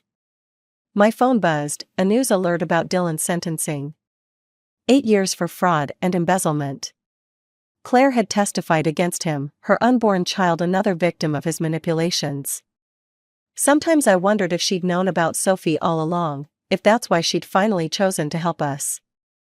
Still following the case? Ben asked. Last time. I deleted the alert. Sophie asked about visiting him. What did you tell her? That it's her choice. I turned to face him. Just like it's her choice whether to call you Dad. We can't protect her from everything. No, he agreed. But we can teach her to protect herself. Inside the monitoring station, Sophie sat surrounded by screens, her fingers flying over keyboards. She'd insisted on coming to work with me instead of starting high school, real-world experience, she'd argued. Besides, I've already completed most of their computer science curriculum. She looked up as we entered. Mom. The pattern recognition algorithm caught something weird in Sector 7. Show me. As she pulled up the data, I studied her face, so like Ben's when she was focused, but with my drive, my need to understand everything. She'd used those same traits to expose Dylan's crimes, to protect me when I thought I was protecting her. See? She pointed to an anomaly in the soil composition readings. If we adjust the irrigation here. Sophie, I interrupted gently. There's something we need to discuss. She stiffened. Is this about the letter? From Dylan? Ben and I exchanged looks. You knew? I monitor all our communications. She shrugged, but her voice wavered. Security protocols, remember? Honey. He wants to apologize. She turned back to her screens. Says he's changed. Wants to make amends. What do you want? I asked. I want. She took a deep breath. I want to show him this. What we built without him. How strong we are without him. Pride and pain mingled in my chest. My daughter, turning revenge into redemption, betrayal into growth.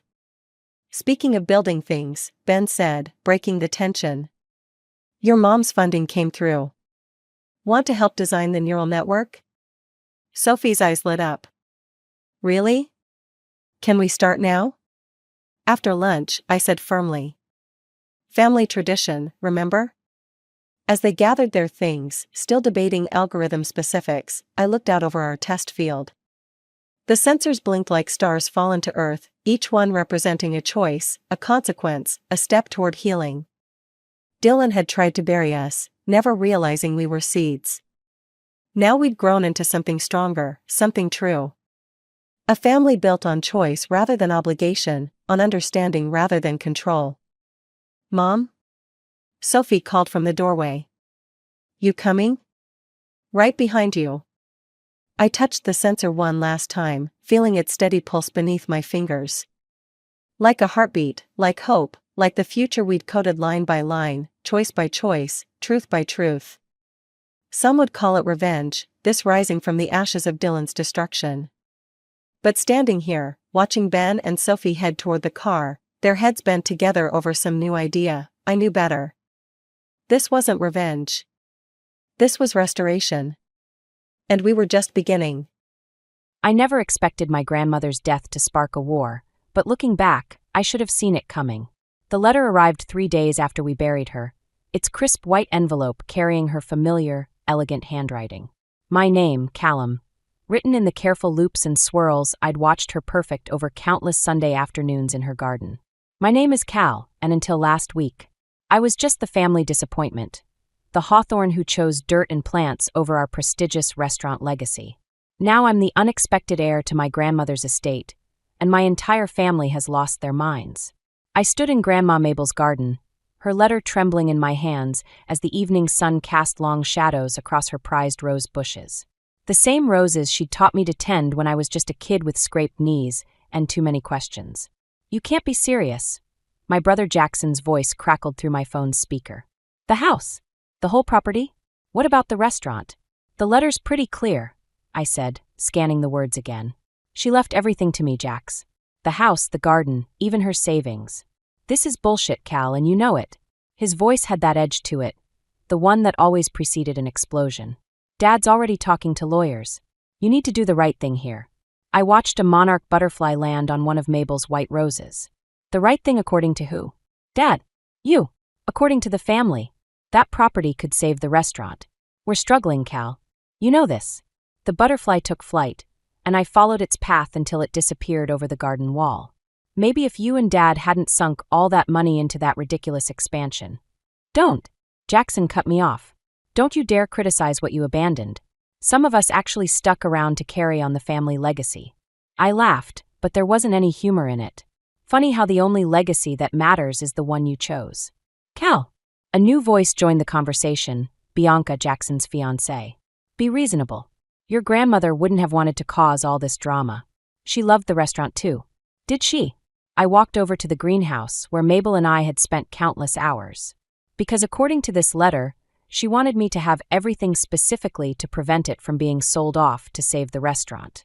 The silence on the other end was deafening. Listen, Bianca's voice turned honey-sweet. Why don't you come over for dinner tonight? We can discuss this as a family. Your mother's making your favorite pasta. I touched the greenhouse door, remembering how Mabel would always say, "Trust the garden, Cal. It never lies." Unlike people who could wrap manipulation in the guise of family dinner. Thanks, but I have plans. I didn't, but they didn't need to know that. I need to start sorting through Grandma's things. Cal. Jackson started, but I ended the call. Inside the greenhouse, everything was exactly as Mabel had left it. Her gardening gloves still draped over her favorite wooden chair, her tools arranged with military precision on the workbench. I unfolded her letter again, reading the last paragraph that had set this whole mess in motion. My dearest Cal, I know this decision won't be popular, but you're the only one who truly understands what I've built here. This garden isn't just plants and soil. It's a testament to choosing your own path, even when others can't understand it.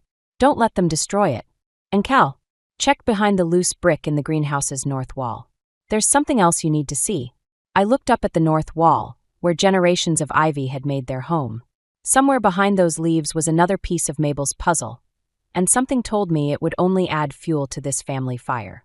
My phone buzzed again, a text from my mother this time. Your father is very disappointed.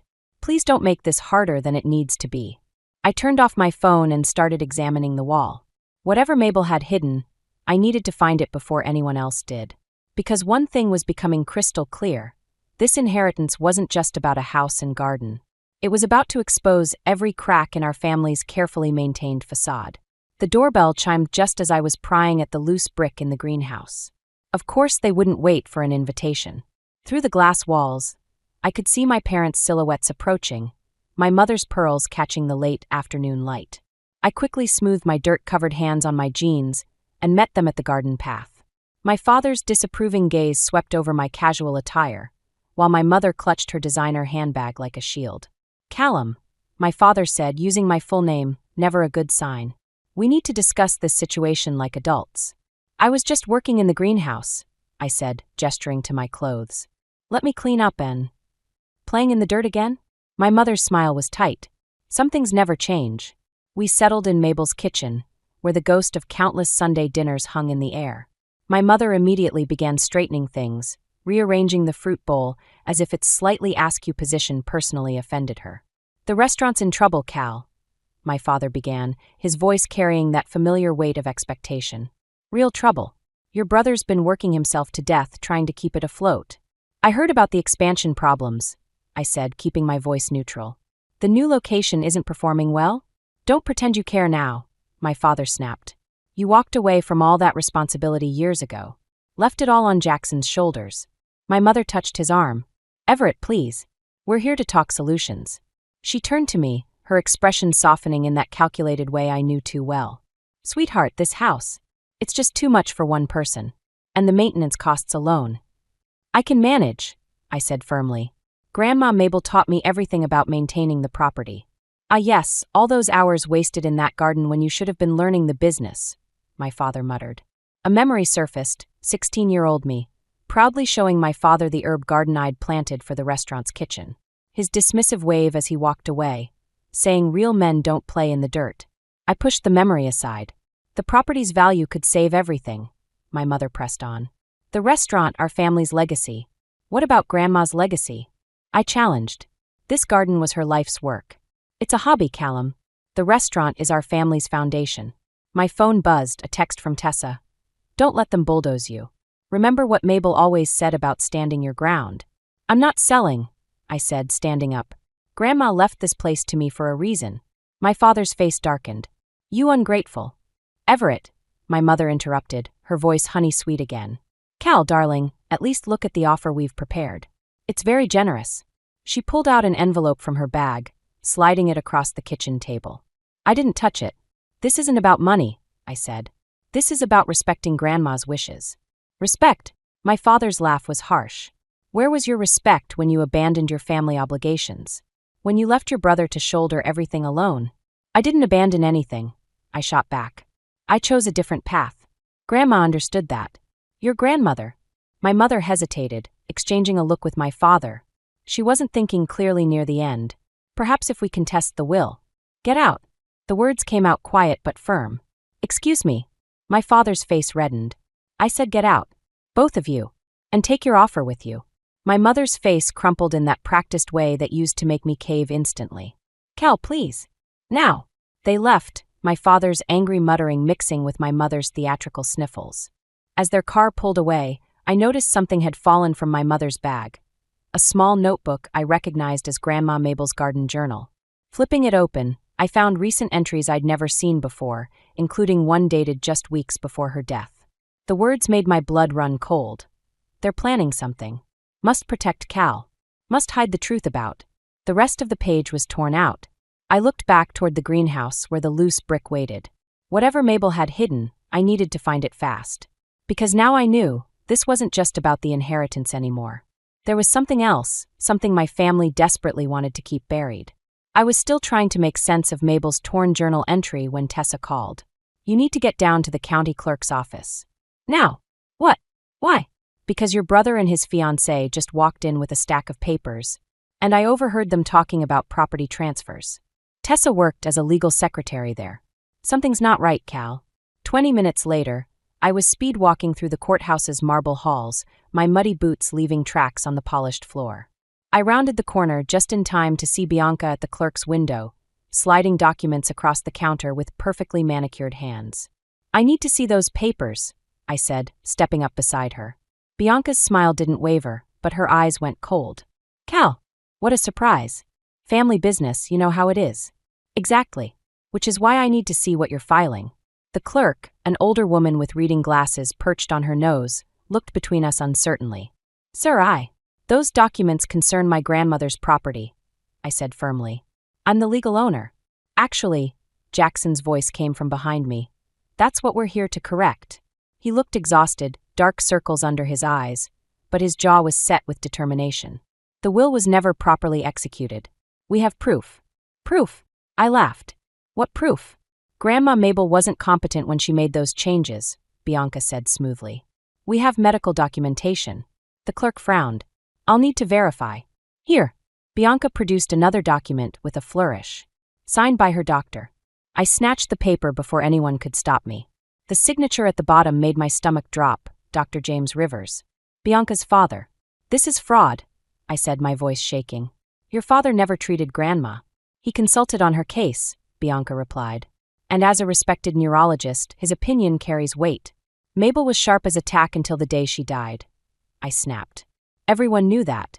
Did they? Jackson stepped closer. Or did you just see what you wanted to see? Face it, Cal. She wasn't thinking clearly when she cut everyone else out. She didn't cut anyone out. She made a choice. A choice you manipulated her into making, Bianca said, her voice dripping with false sympathy. All those hours in the garden, playing the devoted grandson while the rest of the family actually worked. Don't you dare. What's going on here? A new voice cut through the tension. Martin Chun, the family's longtime lawyer, stood in the doorway, briefcase in hand. Martin, Jackson started, we were just filing fraudulent documents, it appears. Martin stepped forward, adjusting his glasses. I was Mabel's attorney for 30 years. I supervised the execution of her will, which was witnessed by 2 independent parties. She was completely competent. Bianca's smile finally cracked. "This isn't your concern." "Actually, it is." Martin turned to the clerk. "Please note that any attempts to transfer this property without proper authority could constitute legal fraud. I'll be filing an injunction immediately." The clerk quickly gathered the papers, stamping them with a large red suspended mark. Jackson grabbed my arm as I turned to leave. "You're destroying this family." I looked at his hand, then into his eyes. "No, Jax. You're doing that all on your own." Back in Mabel's garden, I finally found the loose brick and the envelope hidden behind it. Inside was a USB drive and another note. "The truth about the restaurant's finances. Keep this safe.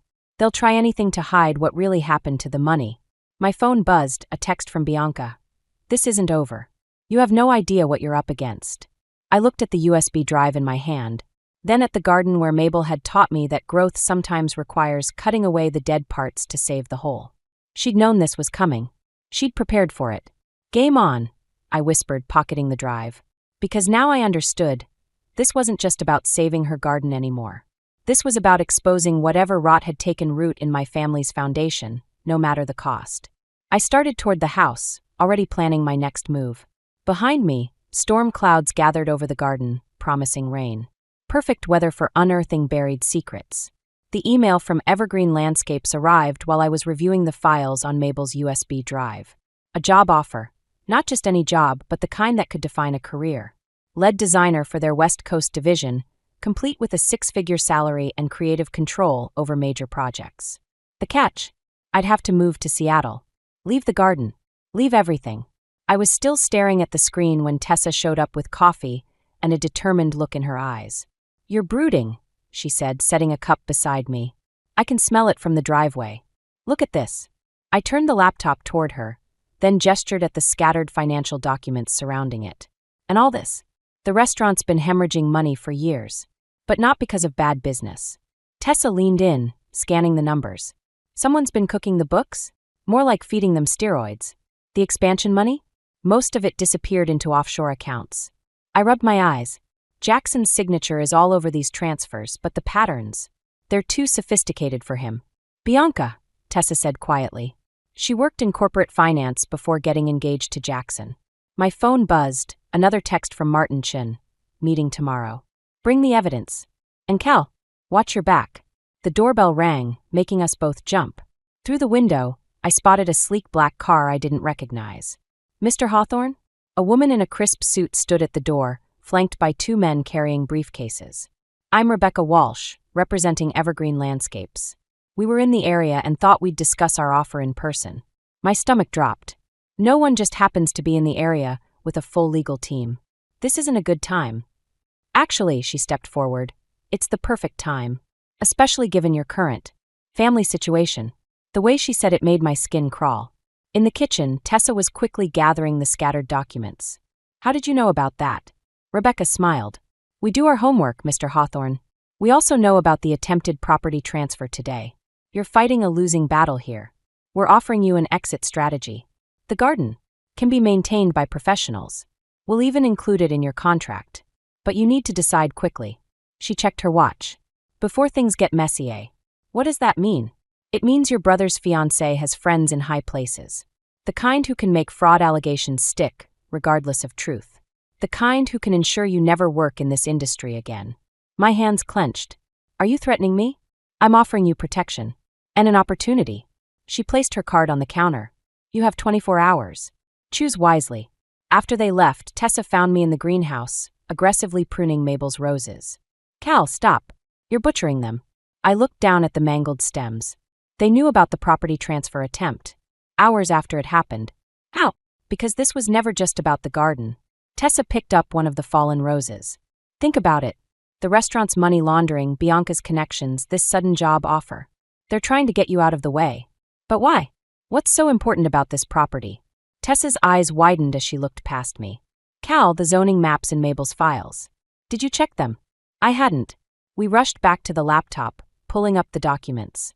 There it was, a proposed rezoning plan for the entire neighborhood, with Mabel's property at its center.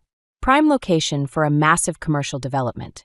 "This is what they're after," I whispered. "The garden's just collateral damage."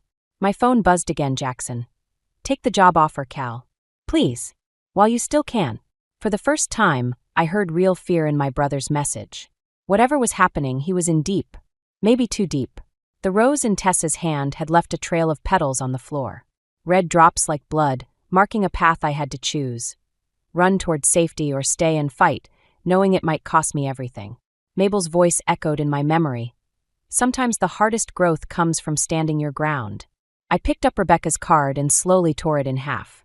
Call Martin, I told Tessa. Tell him to bring everything he has tomorrow. It's time to prune the family tree. Martin Chen's office felt too small for the weight of what we were discussing. The financial records from Mabel's USB drive were spread across his desk like a paper trail of betrayal, each document adding another layer to the conspiracy. They're planning to demolish the entire historic district, Martin said, adjusting his glasses. Your grandmother's property is the keystone.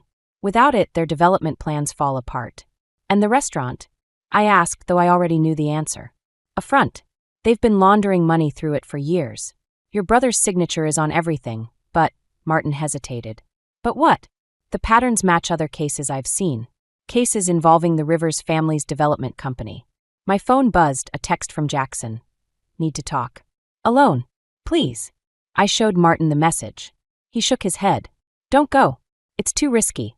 But I was already standing. He's still my brother. The restaurant was closed when I arrived, but the lights were on. Through the window, I could see Jackson sitting at the bar, looking older than his 34 years. You shouldn't have come, he said as I walked in. But I'm glad you did. Start talking. He poured 2 whiskeys, sliding one toward me. I never wanted any of this. The restaurant, the expansion, the development deals, it was all Dad and Bianca. I just wanted to make them proud. He laughed bitterly. To survive. You got out, Cal. You had the courage to walk away. I got trapped. So tell the truth. Help me stop them. I can't. His hands shook as he reached for his glass. Bianca's father. He doesn't just destroy businesses, Cal. He destroys lives. The front door chimed. Bianca walked in, followed by my father and 2 men I didn't recognize. Well, isn't this touching? Bianca's smile was sharp. The prodigal brothers reunited at last. You set me up, I said to Jackson. He couldn't meet my eyes. Nothing personal, one of the men said, moving to block the exit. Just business. My father stepped forward. Sign the papers, Cal. Transfer the property. We can all walk away from this. Walk away. I laughed. Like you walked away from Grandma Mabel when she refused to sell? Is that why she died so suddenly? The room went silent. Jackson's face drained of color. Careful, little brother, Bianca warned. Some accusations can't be taken back. Like money laundering? Or fraud? I pulled out my phone, showing them the screen. Everything you just said is being recorded. And live-streamed to Tessa. The bigger man started forward, but Bianca held up her hand. You're bluffing. Check your phones, I said. It should be hitting social media right about now. They all reached for their phones. In the chaos, I edged toward the door. You idiot, my father snarled. You'll destroy everything. No, I said. You did that yourself. I'm just pruning away the rot. I made it outside just as police sirens started wailing in the distance. Tessa was waiting in her car around the corner, engine running. Did you get it? I asked as I jumped in. She held up her phone, grinning. Every word. The police and FBI are on their way. Martin's meeting us at the station. As we drove away, I watched the restaurant shrink in the rearview mirror. The place that had imprisoned my brother and corrupted my family, now about to become a crime scene. My phone buzzed one last time, a message from an unknown number. Your grandmother would be proud. But this isn't over. I stared at the message, wondering if it was from Martin or someone else. Because despite everything we'd just exposed, something told me we'd only scratched the surface of what Mabel had discovered. You okay? Tessa asked. I thought about Jackson's haunted eyes, my father's rage, and Bianca's cold smile. About the garden waiting at home, where tomorrow I'd plant new seeds in soil enriched by everything that had died before. No, I said honestly. But I will be. The sirens grew louder behind us, their wail mixing with the night air like justice finally breaking free of its chains. Sometimes I realized revenge doesn't taste like victory. Sometimes it tastes like survival. The wedding invitation arrived exactly 1 month after my father's arrest. Cream-colored paper with gold embossing, like nothing was wrong. Like our family hadn't just imploded in a scandal that made headlines across 3 states. You're not actually going, Tessa said, watching me turn the invitation over in my hands. We were sitting in Mabel's kitchen, where the morning light still couldn't chase away the shadows of recent events. Jackson posted bail for Dad, I said. Used everything he had left. That's not an answer. I traced the embossed letters. Despite everything, the fraud charges, the ongoing investigation, the revelations about Mabel's death, Jackson and Bianca were moving forward with their wedding. At the restaurant, of all places, my phone buzzed with a text from my mother. He's your father, Cal. Whatever you think he did, he doesn't deserve this. Another message followed. Jackson needs his brother there. Please don't make this harder. I laughed bitterly. Make this harder? They tried to frame me for fraud, threatened me with thugs, and possibly. I couldn't finish the sentence about Mabel. The investigation was still ongoing, but the evidence pointed to her death being far from natural. Which is exactly why you shouldn't go, Tessa insisted. The doorbell rang. Through the window, I saw Martin Chen's car in the driveway. It's not good, he said as soon as I let him in. The Rivers family is pushing back hard. Their lawyers are trying to discredit the evidence, claiming it was obtained illegally. But the live stream? They're saying it was edited, manipulated. Martin looked exhausted. And Jackson? He's changed his statement. Says you set them up, that you're the one who orchestrated everything. The kitchen suddenly felt too small. Through the window, I could see Mabel's garden, where the roses she'd loved so much were beginning to wilt. Why would he do that? Because I had to. Jackson's voice came from the doorway. None of us had heard him come in. He looked terrible, thin, pale, with dark circles under his eyes. They have Mom, Cal. What? She's resting at Bianca's family estate. They're calling it a nervous breakdown, but... He swallowed hard. I had to change my statement. I had to protect her. The pieces clicked into place. The wedding wasn't a celebration. It was a show of force. A message that the Rivers family was still in control. The invitation, I said slowly. It's a trap, isn't it? Jackson wouldn't meet my eyes. Just come to the wedding, Cal. Please. Make a speech, wish us well, show everyone that the family drama was overblown. Maybe then what? They'll let Mom go. They'll forget about destroying everything Mabel built. They'll let us live, Jackson whispered. After he left, I stood in the garden, surrounded by dying roses. Everything Mabel had created, everything she'd fought to protect, was slipping away. And now I had to choose between justice for her death and my mother's safety. There might be another way, Martin said, joining me outside. But it's risky, and you'd have to trust me completely. I looked at the wilting garden, remembering Mabel's words about growth requiring sacrifice. About how sometimes you had to cut away what you love to save what matters most. Whatever it takes, I said. My phone buzzed one final time, a message from Bianca. Looking forward to having the whole family together again. Don't forget to wear black. It's a formal affair after all. The threat wasn't even subtle anymore. Wear black like we're all attending a funeral. Maybe we were. I picked up a dead rose, its petals crumbling in my hand. Tell me the plan, Martin, and then help me find a suit. Because sometimes, to save what you love, you have to walk straight into the dragon's lair. Even if you know you might not walk back out. Tessa touched my arm. Cal. I know, I said, watching the rose petals scatter in the wind. But Mabel taught me that every garden needs pruning sometimes. Even if it means cutting all the way down to the roots. The restaurant gleamed like a funeral parlor, all black ties and forced smiles.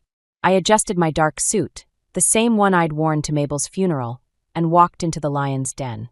Bianca had transformed the place, replacing its warm family atmosphere with cold elegance.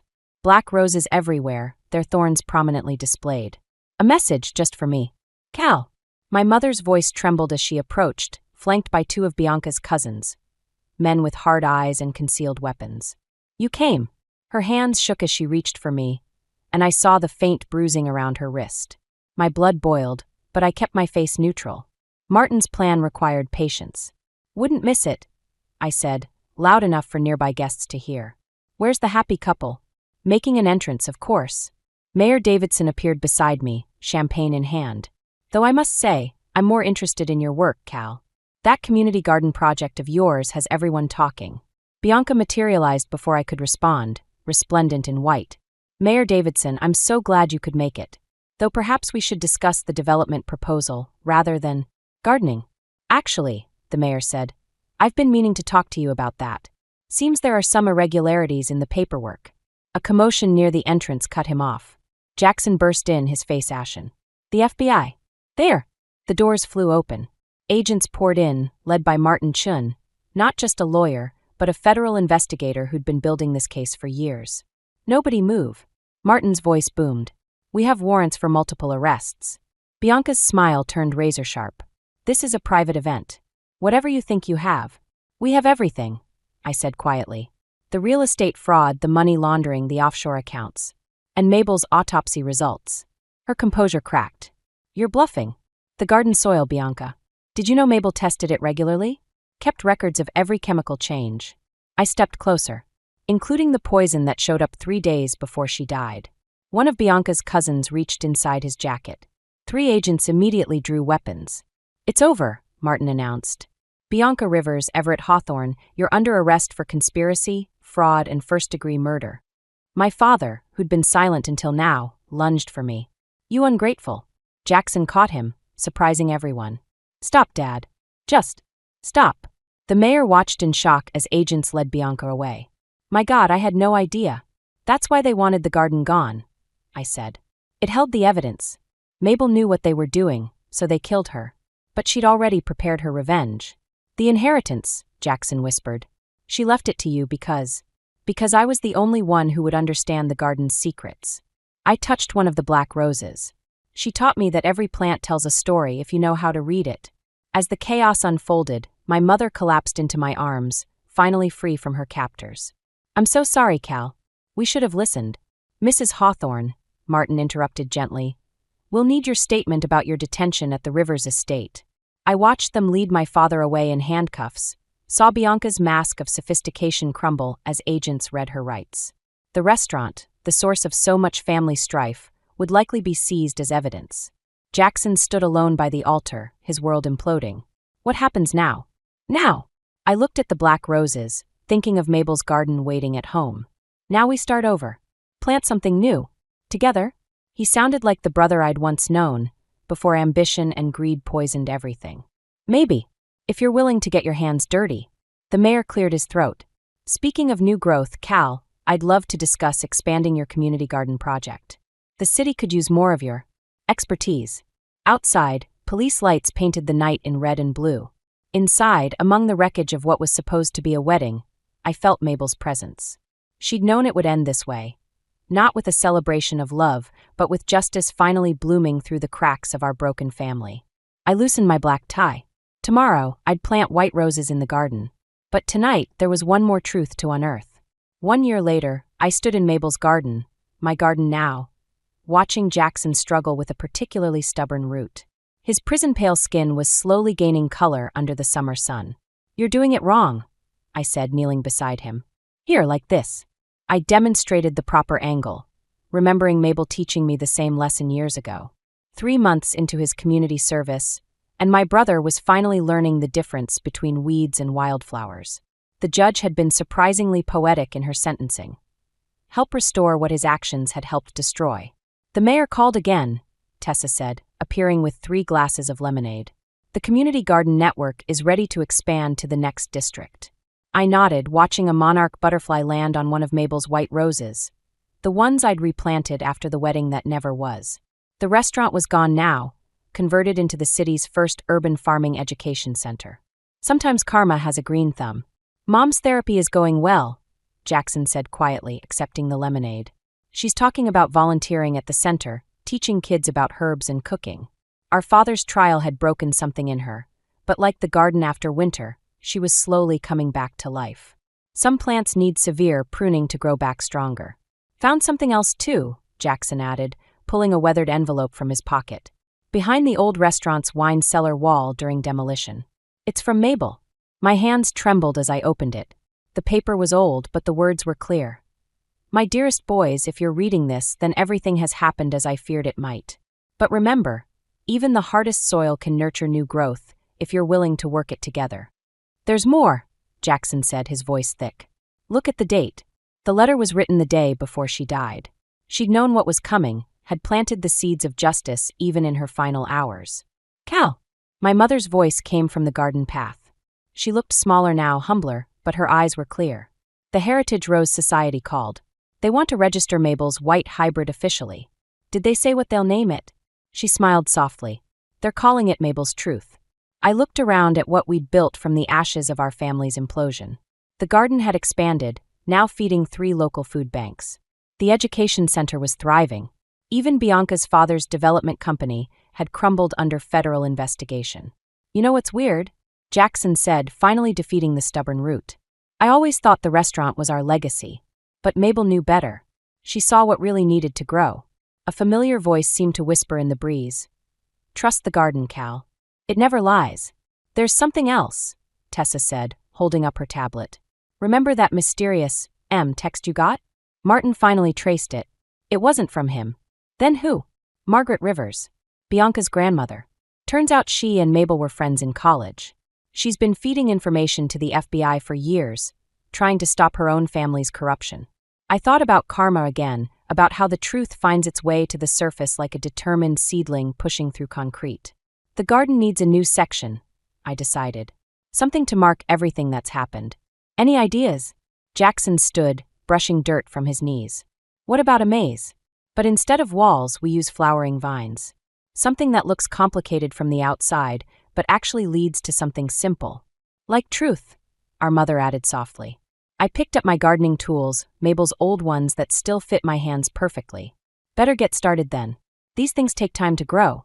As we worked together under the summer sun, I realized that revenge, like gardening, isn't about destruction.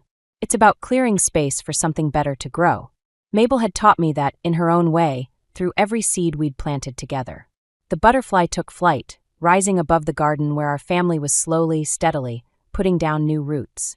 Different from the ones we'd had before, but stronger for having weathered the storm. Sometimes the best revenge is simply growing beyond what others thought possible. I never meant to snoop through my husband's phone. Trust had always been our foundation, but that changed the moment I saw the notification pop up on his screen while he was in the shower. A message from Claire, written in a peculiar mix of French and English that made my heart skip a beat. My name is Harper, and until that morning I thought I had the perfect marriage. On SC Voigt tonight at the usual spot? J'ai something important to tell you. Don't tell it. They had to be me. As a linguist, the code switching between languages caught my attention immediately. It wasn't casual Franglish, it felt deliberate, like they were trying to obscure the meaning from someone. From me. I heard the shower turn off and quickly placed Ethan's phone back on the nightstand, exactly as I'd found it. My hands were trembling as I pretended to fold laundry, my mind racing with possibilities I didn't want to consider.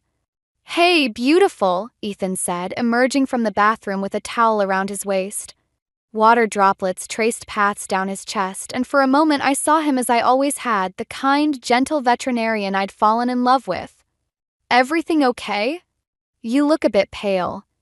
Just tired, I lied, forcing a smile. Long week of translations. He crossed the room and kissed my forehead, leaving a damp spot that felt like it was burning into my skin. Don't work too hard. We've got dinner at my parents' tonight, remember? My stomach clenched. The monthly dinner at the Callahan estate. Another reminder that I'd married into a family that saw me as an outsider. Of course, I said, watching him get dressed for work. Will Claire be there? Pause before his answer was microscopic, but I caught it. No, why would she be? Just asking. She seems to be around a lot lately. Ethan's shoulders tensed slightly as he buttoned his shirt. She's an old friend, Harper. You know that. An old friend who had been showing up at his clinic with increasing frequency, who texted in code, who wanted to meet him secretly. The weight of unspoken words hung between us like a storm cloud. I should head out, he said, checking his watch. Early surgery today. Love you. Love you too, I replied automatically, the words tasting different now. After he left, I sat on our bed, staring at his side of the closet. The expensive suits his mother insisted he wear, the casual clothes he preferred, all hanging there like normal. But nothing felt normal anymore. My phone buzzed, a text from Lydia, my sister-in-law. Looking forward to seeing you tonight, dear. Mother wants to discuss the summer house arrangements. Wear something appropriate this time. I deleted the message without responding. Lydia, with her perfect outfits and sharp smiles, never missed a chance to remind me that I didn't quite measure up to Callahan standards. But right now, her usual jabs felt trivial compared to the mystery unfolding on my husband's phone. I pulled out my laptop and opened my translation work, but the words blurred together. Instead, I found myself typing Claire Bennett into social media. Her profile was full of recent photos, charity galas, business meetings, and yes, several casual shots at Ethan's veterinary clinic. In one, they were both laughing, heads close together as they looked at something on his phone. The caption read, "Some secrets are worth keeping. Winking face #old friends #TBT. My finger hovered over the image. The timestamp showed it was posted 3 weeks ago, the same week Ethan started having emergency calls in the evenings. Tonight, while we sat through another tense family dinner, my husband would be keeping secrets with Claire Bennett. And I had to decide what I was going to do about it. Callahan Estate loomed before us like a fortress as Ethan pulled into the circular driveway. I smoothed my dress, a designer piece I'd saved 3 months to buy, hoping it would pass Margaret's inspection. Text message from this morning still burned in my mind, but I forced a smile as Ethan squeezed my hand. "Ready?" he asked. I nodded, noticing how his jaw tightened. He always got tense before these dinners. The massive front door swung open before we reached it. Lydia stood there, perfectly coiffed in a red dress that probably cost more than my monthly salary. "You're late," she said, air-kissing my cheek. "Mother's been asking about you, Ethan." "Traffic," he muttered, but I caught the slight tremor in his voice. The same tremor I'd heard when he denied meeting Claire tonight. The foyer echoed with our footsteps as we followed Lydia to the formal dining room. Margaret Callahan sat at the head of the table like a queen on her throne, while Thomas studied financial reports even at dinner. "Darling," Margaret said, rising to embrace Ethan. Her eyes swept over me, lingering on my dress. "Harper. Interesting choice of attire. Primebid bakaratort." The dress was perfect, I'd made sure of it. But nothing was ever good enough for Margaret Callahan. "Speaking of choices," Lydia chimed in, taking her seat, "I ran into Claire at the country club today. She mentioned something about the clinic, Ethan." My husband's fork clattered against his plate. "Just some consulting work," he said quickly. Too quickly. "Consulting?" Thomas finally looked up from his papers. "I wasn't aware the clinic needed financial consulting." "It doesn't," Ethan said, but Lydia was already talking over him. "Claire said she's helping with some exciting new developments. Didn't you want to tell everyone about that, brother dear?" The room felt suddenly airless. I watched Ethan's face, seeing the panic flash across it before he composed himself. "It's still in the early stages," he mumbled. "Well, I think it's wonderful," Margaret declared. "Claire has always had such a good head for business. Remember when you two dated in college, Ethan?" My water glass froze halfway to my lips. Dated? Ethan had never mentioned that. "Mother," Ethan warned, but Lydia was grinning like a cat with cream. "Oh, Harper didn't know?" They were quite the couple. "Everyone thought they'd end up together, didn't they, Daddy?" Thomas grunted in agreement, and I felt the room spin slightly. The secret meetings, the coded messages, the consulting work, everything shifted into a new, horrifying perspective. "It was barely 2 months," Ethan said, finally looking at me. "It wasn't serious. Serious enough that Claire still keeps that photo of you two in Paris," Lydia said innocently. "The one from your graduation trip?" I pushed my plate away, untouched. "Excuse me," I managed, standing up. "I need some air." "Harper, wait!" Ethan started to rise, but Margaret's voice cut through the tension. "Let her go, dear. Some people simply aren't built for family discussions." I fled to the garden, gulping in the cool evening air. Behind me, I heard the French doors open and close. Expecting Ethan, I turned, only to find Lydia approaching with 2 wine glasses. "Peace offering," she said, extending one to me. I took it warily, watching her settle onto a garden bench. She said, swirling her wine. Claire's always been more our speed. The right background, the right connections. But Ethan chose you. She smiled, but it didn't reach her eyes. For now. What's that supposed to mean? Just that things change. People realize their mistakes. Thinking of which, Claire mentioned she's looking at properties in our neighborhood. Isn't that interesting? My grip tightened on the wine glass. Why are you telling me this? Lydia stood, brushing invisible dust from her dress. Consider it a friendly warning. Some battles aren't worth fighting, Harper. Especially when you've already lost. She left me there, holding a glass of wine I wouldn't drink, while somewhere across town my husband was meeting the woman he'd never told me about. The woman his family clearly wished he'd married instead of me. I pulled out my phone and opened Claire's social media again. There it was, the Paris photo Lydia mentioned, buried in her old posts. Ethan and Claire, young and laughing, the Eiffel Tower behind them. The caption read, "Some memories never fade. Red heart." My hands stopped shaking as a cold clarity settled over me. If they wanted a battle, they'd get one.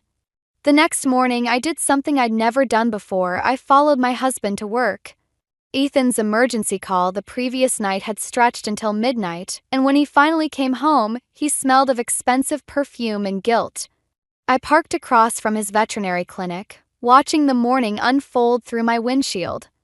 The familiar parade of patients, dogs pulling at leashes, cats in carriers, the occasional exotic pet. But at 10:30, a sleek Mercedes pulled into the staff parking lot. Claire stepped out, wearing a business suit that probably cost more than Ethan's monthly mortgage payment. My phone buzzed, a text from Lydia. "Thought you might want to know Claire's meeting with our family accountant today. Something about clinic investments." I switched off my phone and slipped into the clinic through the side entrance, nodding to the receptionist who knew me as Dr. Callahan's wife. The break room connected to Ethan's office through a thin wall, and voices carried if you knew where to listen. "The paperwork's ready," Claire was saying. "Once you sign, everything changes. I don't know about this anymore." Ethan's voice was strained. Harper doesn't understand our world, Ethan. She never will. Your parents see that, why can't you?" A pause. My heart hammered against my ribs. "It's not that simple," Ethan said finally. "She's my wife. And I'm the one who's been here all along. The one who knows what you really want." Claire's voice softened. "Remember Paris? How simple things were then. That was different. We were different. Were we? Or did you just settle for less because it was easier than fighting for what you really wanted?" I'd heard enough. I pushed away from the wall, but my elbow caught a stack of files. They crashed to the floor, the sound impossibly loud in the quiet clinic. The office door flew open. Ethan stood there, face pale. Behind him, Claire looked more annoyed than surprised. "Harper," Ethan started, but I was already moving. "Don't." My voice came out steady, surprising even me. "Just don't. This isn't what you think," Claire said, stepping forward. "We're discussing business investments. The clinic needs what? Your money? Your connections? Or just you?" "Harper, please." Ethan reached for my arm, but I jerked away. "When were you going to tell me about the buyout?" The words were a shot in the dark, but Claire's slight flinch told me I'd hit something. "That's what this is about, isn't it? The paperwork, the meetings, the secrets?" "It's a business opportunity," Claire said smoothly. "The clinic could be so much more with proper backing. Ethan knows that. And I'm just in the way." I turned to my husband. "Is that why you've been lying? Meeting her in secret, hiding your past?" "I wanted to protect you," he said weakly. "From what?" "The truth. That your family's finally found a way to get what they want." I laughed, the sound harsh even to my ears. "A way to replace me with someone more suitable?" "That's not," Ethan started, but his phone chimed. Another message. I watched his face as he read it, saw the color drain away. "What is it?" Claire asked, moving closer to him than any business partner should. "Mother," he whispered. "She's calling an emergency family meeting. Tonight." Claire's perfectly painted lips curved into a smile. "Perfect timing. We can announce the partnership then." "Partnership," I repeated. The word tasted like ashes. "Is that what we're calling it?" I turned to leave, but Claire's voice stopped me. "Harper, the clinic's future isn't personal. It's just business." I looked back at them, the golden couple from the Paris photo, standing in an office that suddenly felt like it had never been mine to share. "Everything's personal with the Callahans," I said. "But don't worry. I'm done playing by their rules." I walked out of the clinic, my mind already racing with possibilities. If they wanted to play hardball, fine. I had languages, codes, and secrets of my own. And unlike Claire, I had nothing left to lose. Behind me, I heard Ethan call my name, but I didn't stop. Some things, once broken, can't be fixed. They can only be avenged. I ended up at my parents' small townhouse, the only place I could think clearly anymore. Mom was grading papers at the kitchen table, her reading glasses perched on her nose, while Dad tended to his beloved orchids in the window. The familiar scene made my throat tight. "I think my marriage is over," I said, dropping into a chair. Mom set down her red pen. Dad turned from his plants. Neither seemed surprised. "We saw the clinic's financial records," Dad said quietly. "They're public, sweetheart. Claire Bennett's company filed paperwork last week." Of course they had checked. 2 retired professors who taught me to always verify sources, to look beyond the surface meaning. I should have done the same with my marriage. "The emergency family meeting is tonight," I said, staring at the worn kitchen table where I'd done my homework for years. "They're going to announce the buyout. And probably more." "What are you going to do?" Mom asked, her academics mind already analyzing the problem. Before I could answer, my phone buzzed. A text from an unknown number. "Meeting moved to Le Jardin Restaurant. 7 p.m. Dress appropriately. Margaret." Le Jardin. The same restaurant where Ethan had proposed 3 years ago. The cruelty wasn't lost on me.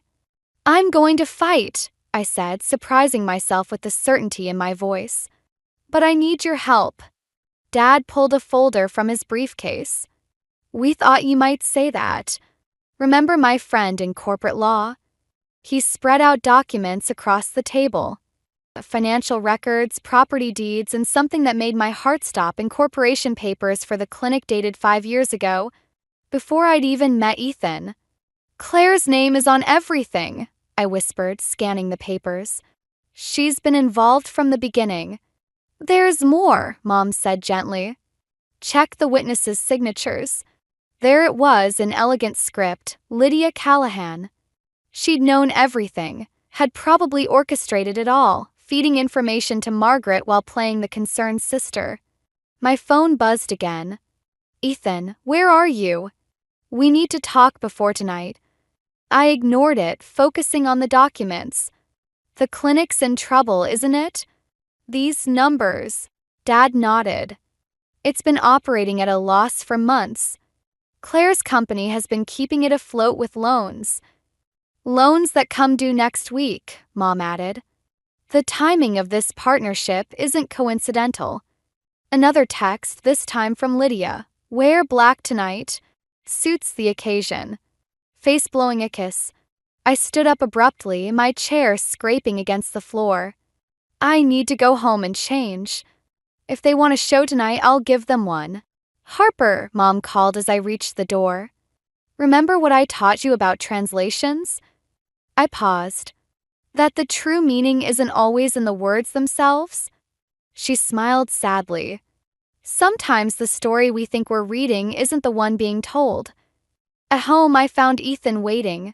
He looked terrible, his usual confidence replaced by something closer to desperation. "I can explain everything," he started. "Can you explain Paris?" I interrupted. Or the incorporation papers? Or how your clinic's been secretly owned by Claire's company since before we met? He flinched. How did you? It doesn't matter. What matters is tonight. Are you going to tell them you're choosing me, or should I not bother showing up? Harper, please. Clinic is everything to me.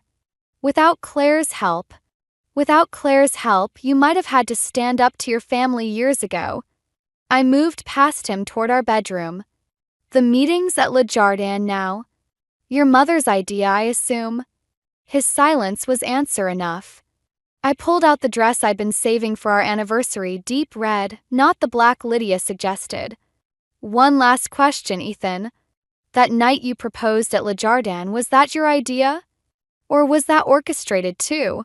He couldn't meet my eyes. I'll pick you up at 6:30. Don't bother, I said, laying out the dress. Il mi ayudar. I have a stop to make first. As he left, I opened my laptop and pulled up the translation project I'd been working on. Legal documents, as it happened.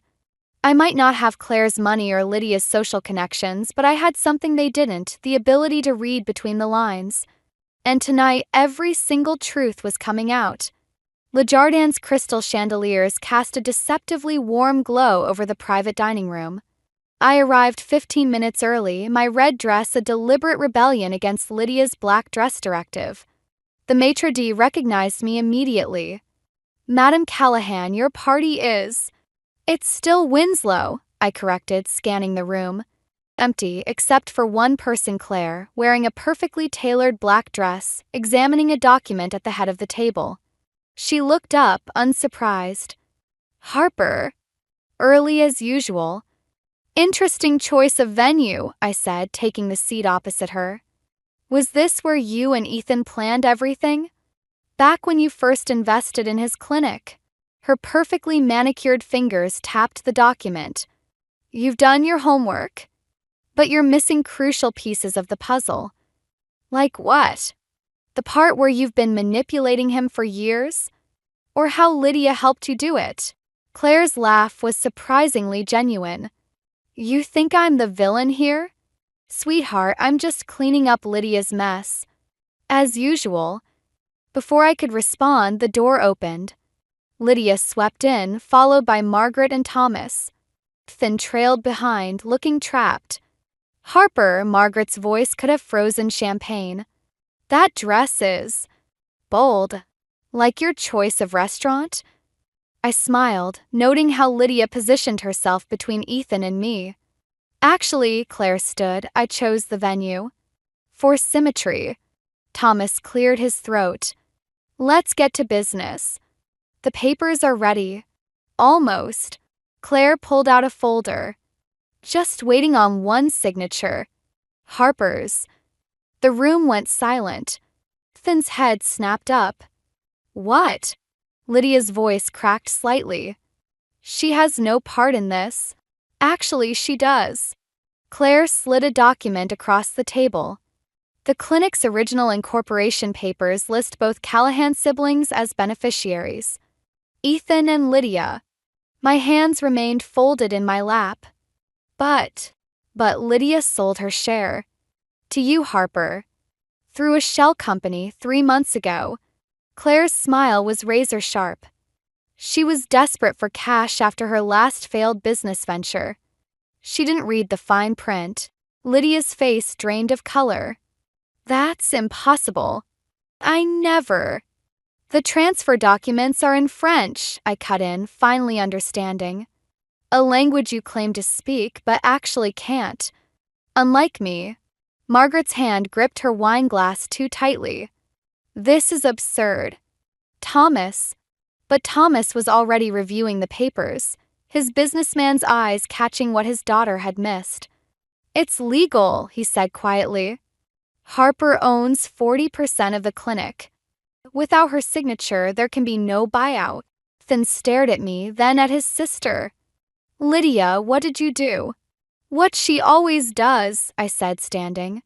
She overplayed her hand. Those late-night calls you thought were between Ethan and Claire? They were Lydia, begging Claire to cover her gambling debts. You little, Lydia lunged forward, but Claire caught her arm. Enough, Claire snapped. This ends now. Harper, name your price. I pulled out my own document. Already done. Full ownership of the clinic transfers to Ethan. Alone. No family interference, no outside investors. And in return? Thomas asked. I walk away. From everything. The marriage, the family, all of it. I met Ethan's devastated gaze. It's what you wanted, isn't it? Freedom from having to choose? Harper, please, he started, but Margaret cut him off. Done. Thomas, call the lawyers. Not done, I said, my voice steady despite my racing heart. One more condition. Tell them, Claire. Tell them what really happened in Paris. Claire's composure cracked just slightly. That's not relevant. I stood, gathering my things. Everything's relevant when you're rewriting history. You have until midnight to decide. Oh, and Lydia? I paused at the door. Black really isn't your color. I walked out of Le Jardin into the cool night air, leaving behind a room full of carefully constructed lies beginning to unravel. My phone buzzed, a message from my mother. Remember, sometimes the best revenge is letting them destroy themselves. I smiled, hailing a cab. The night wasn't over yet. The midnight deadline came and went. I sat in my parents' guest room, surrounded by documents and translations, when my laptop pinged with an email from Claire. Just 3 words, check the news. Breaking news headlines screamed across my screen. Callahan Veterinary Clinic under investigation. Below that, financial irregularities force immediate closure. My phone exploded with notifications. Missed calls from Ethan. Texts from Lydia, all caps and rage. A formal message from Thomas's lawyer requesting an urgent meeting. They called my bluff and raised the stakes. Now dozens of employees would lose their jobs, and countless animals would lose their care provider. All because I pushed too hard.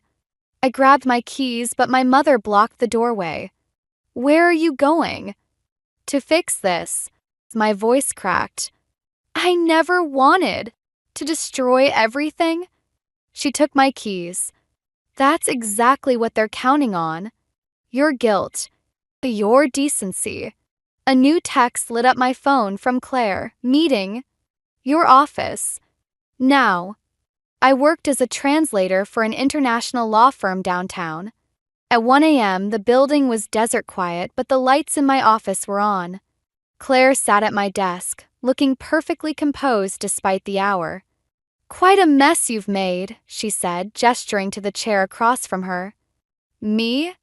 You're the ones who shut down an essential business out of spite. No, Harper. We shut it down because we found evidence of embezzlement. She slid a file across the desk. In your name. My hand shook as I opened it. Transfer records, all technically legal, all tied to my ownership stake. All fabricated. This is impossible. I never. Of course you didn't. But Lydia did. Using your credentials, your passwords, your identity. Claire's smile was almost sympathetic. She's been planning this for months, waiting for you to make your move. The room spun slightly. Why are you telling me this? 'Cause unlike the others, I actually care about Ethan. And that clinic. She leaned forward.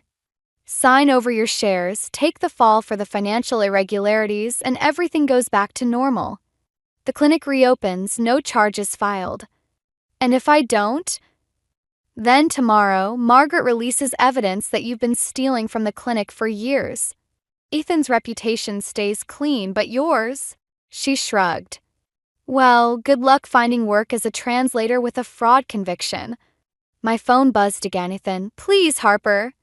Whatever they're offering, take it. I can't watch you go to prison. He knows about this? My voice sounded distant, even to myself. He knows enough. Claire stood.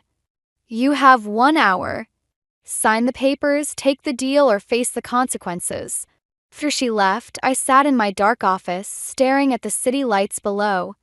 Everything I'd done to protect myself, to fight back, had only given them more ammunition. My mother's words echoed. Sometimes the best revenge is letting them destroy themselves. But what if they destroyed me first? My computer hummed to life as I logged into my work server. Years of translations, contracts, and documents scrolled past, including, buried in a folder from 3 years ago, the original Paris documents I'd translated for Claire's company. The ones that had started everything. I'd never read them carefully before. Had never needed to. But now, my hands flew across the keyboard, pulling up file after file. French contracts, German amendments, Italian addendums. A pattern emerged, one that made my breath catch. A new email arrived from Lydia. 1 hour left, dear sister. Tick-tock. I looked at the papers Claire wanted me to sign, then back at my screen. The truth that had been hiding in plain sight for years, wrapped in layers of languages and lies. My phone rang, Ethan again. This time, I answered. Don't sign anything, he said immediately. Harper, I remember Paris now. All of it. And I know what Claire. The line went dead. I stared at the phone, then at the documents, then at my computer screen with its web of international transactions and hidden truths. They'd pushed me to my lowest point, thinking I'd break. Instead, they'd pushed me right where I needed to be, at the bottom, with nowhere to go but up. And up meant burning everything down. Callahan family gathered in Thomas's study, exactly where I knew they'd be. Margaret perched on the leather sofa, Lydia paced by the window, and Claire stood near Thomas's desk, all of them waiting for me to sign away everything. I walked in wearing the same red dress from Le Jardin, but this time carrying a thick folder. You're late, Lydia snapped. Where's Ethan? Probably still trying to get his phone working again, I said, watching Claire's expression flicker. Interesting timing for his service to cut out, right after he mentioned Paris. Thomas cleared his throat. The papers, Harper. Your hour is up. I placed my folder on his desk. You're right. It is. I pulled out a stack of documents, the original translations I'd done years ago before I even met Ethan. Let's talk about what really happened in Paris. Claire stepped forward. That's not relevant. It's all relevant. I spread out the papers. These contracts, written in French, German, and Italian, detail how Claire's company systematically stripped assets from failing veterinary clinics across Europe. Buy them out, gut them, sell off the pieces.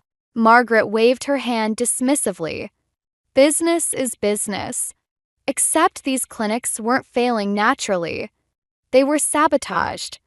By someone who created false financial records, just like the ones you're trying to pin on me now. Lydia's pacing stopped. You can't prove any of this. Actually, I can. 'Cause I was the one who translated the documents. I just never knew what they were for. Until now. I turned to Thomas. Did you know Claire's company is under investigation in 3 countries? That's why she needs the clinic, to hide money before the authorities freeze her assets. Enough! Claire's composure craquée. Sign the papers or go to jail. Those are your options. No, Ethan's voice came from the doorway. He looked disheveled but determined. Those aren't her options. Ethan, Margaret started, but he cut her off. I remember Paris now, Claire. You didn't just break my heart, you stole my original business plan. The one I showed you the night before you disappeared. He moved to stand beside me. The plan Harper found in your company's files, written in my handwriting, dated 3 years before you claimed it was yours. Claire's face went white. That's not det truth. I finished. Like how you've been using Lydia's gambling debts to manipulate her. Or how you convinced Margaret that I was trying to ruin the family name when you were the one destroying it. I did what I had to do, Claire said, her voice hard. This family needed saving from people like you. No, Thomas spoke finally, studying the documents on his desk. We needed saving from people like you. He pressed a button on his phone. Send them in. The study door opened again. Two serious-looking men in suits entered, showing federal badges. Miss Bennett, one said, we'd like to ask you some questions about your company's international holdings. Everything happened quickly after that. Claire's arrest. Lydia's breakdown, confessing everything. Margaret's shocked silence as her perfect world crumbled. Through it all, Ethan held my hand.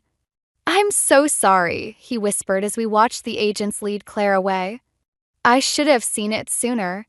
Should have stood up to them. We both should have seen a lot of things, I said, squeezing his hand. But we see each other now. Thomas approached us, looking older than I'd ever seen him. The clinic, he said gruffly. It needs to reopen. People depend on it. He held out a pen. Sign these. The real ones this time. Papers transferred full ownership to Ethan and me. No strings, no hidden clauses. Why? I asked. Because sometimes, he glanced at Margaret, still sitting shell-shocked on the sofa, family isn't about control. It's about trust. He turned to Ethan. Something I forgot a long time ago. Lydia stood alone by the window, watching Claire's car disappear down the driveway. What happens now? Now, I said, taking the pen from Thomas, we rebuild. All of us. I signed the papers, then offered the pen to her. Starting with the truth. She took it with trembling fingers, and as she signed, I saw something I'd never seen before in her eyes, hope. Sighed, the sun was rising over the Callahan estate. A new day, a new beginning. Not everything was fixed, but at least now we were facing it together. And that was a truth worth fighting for. 6 months later, I stood in the newly renovated clinic, watching Ethan perform surgery through the observation window. His hands moved with confident precision, healing a German shepherd that had been hit by a car.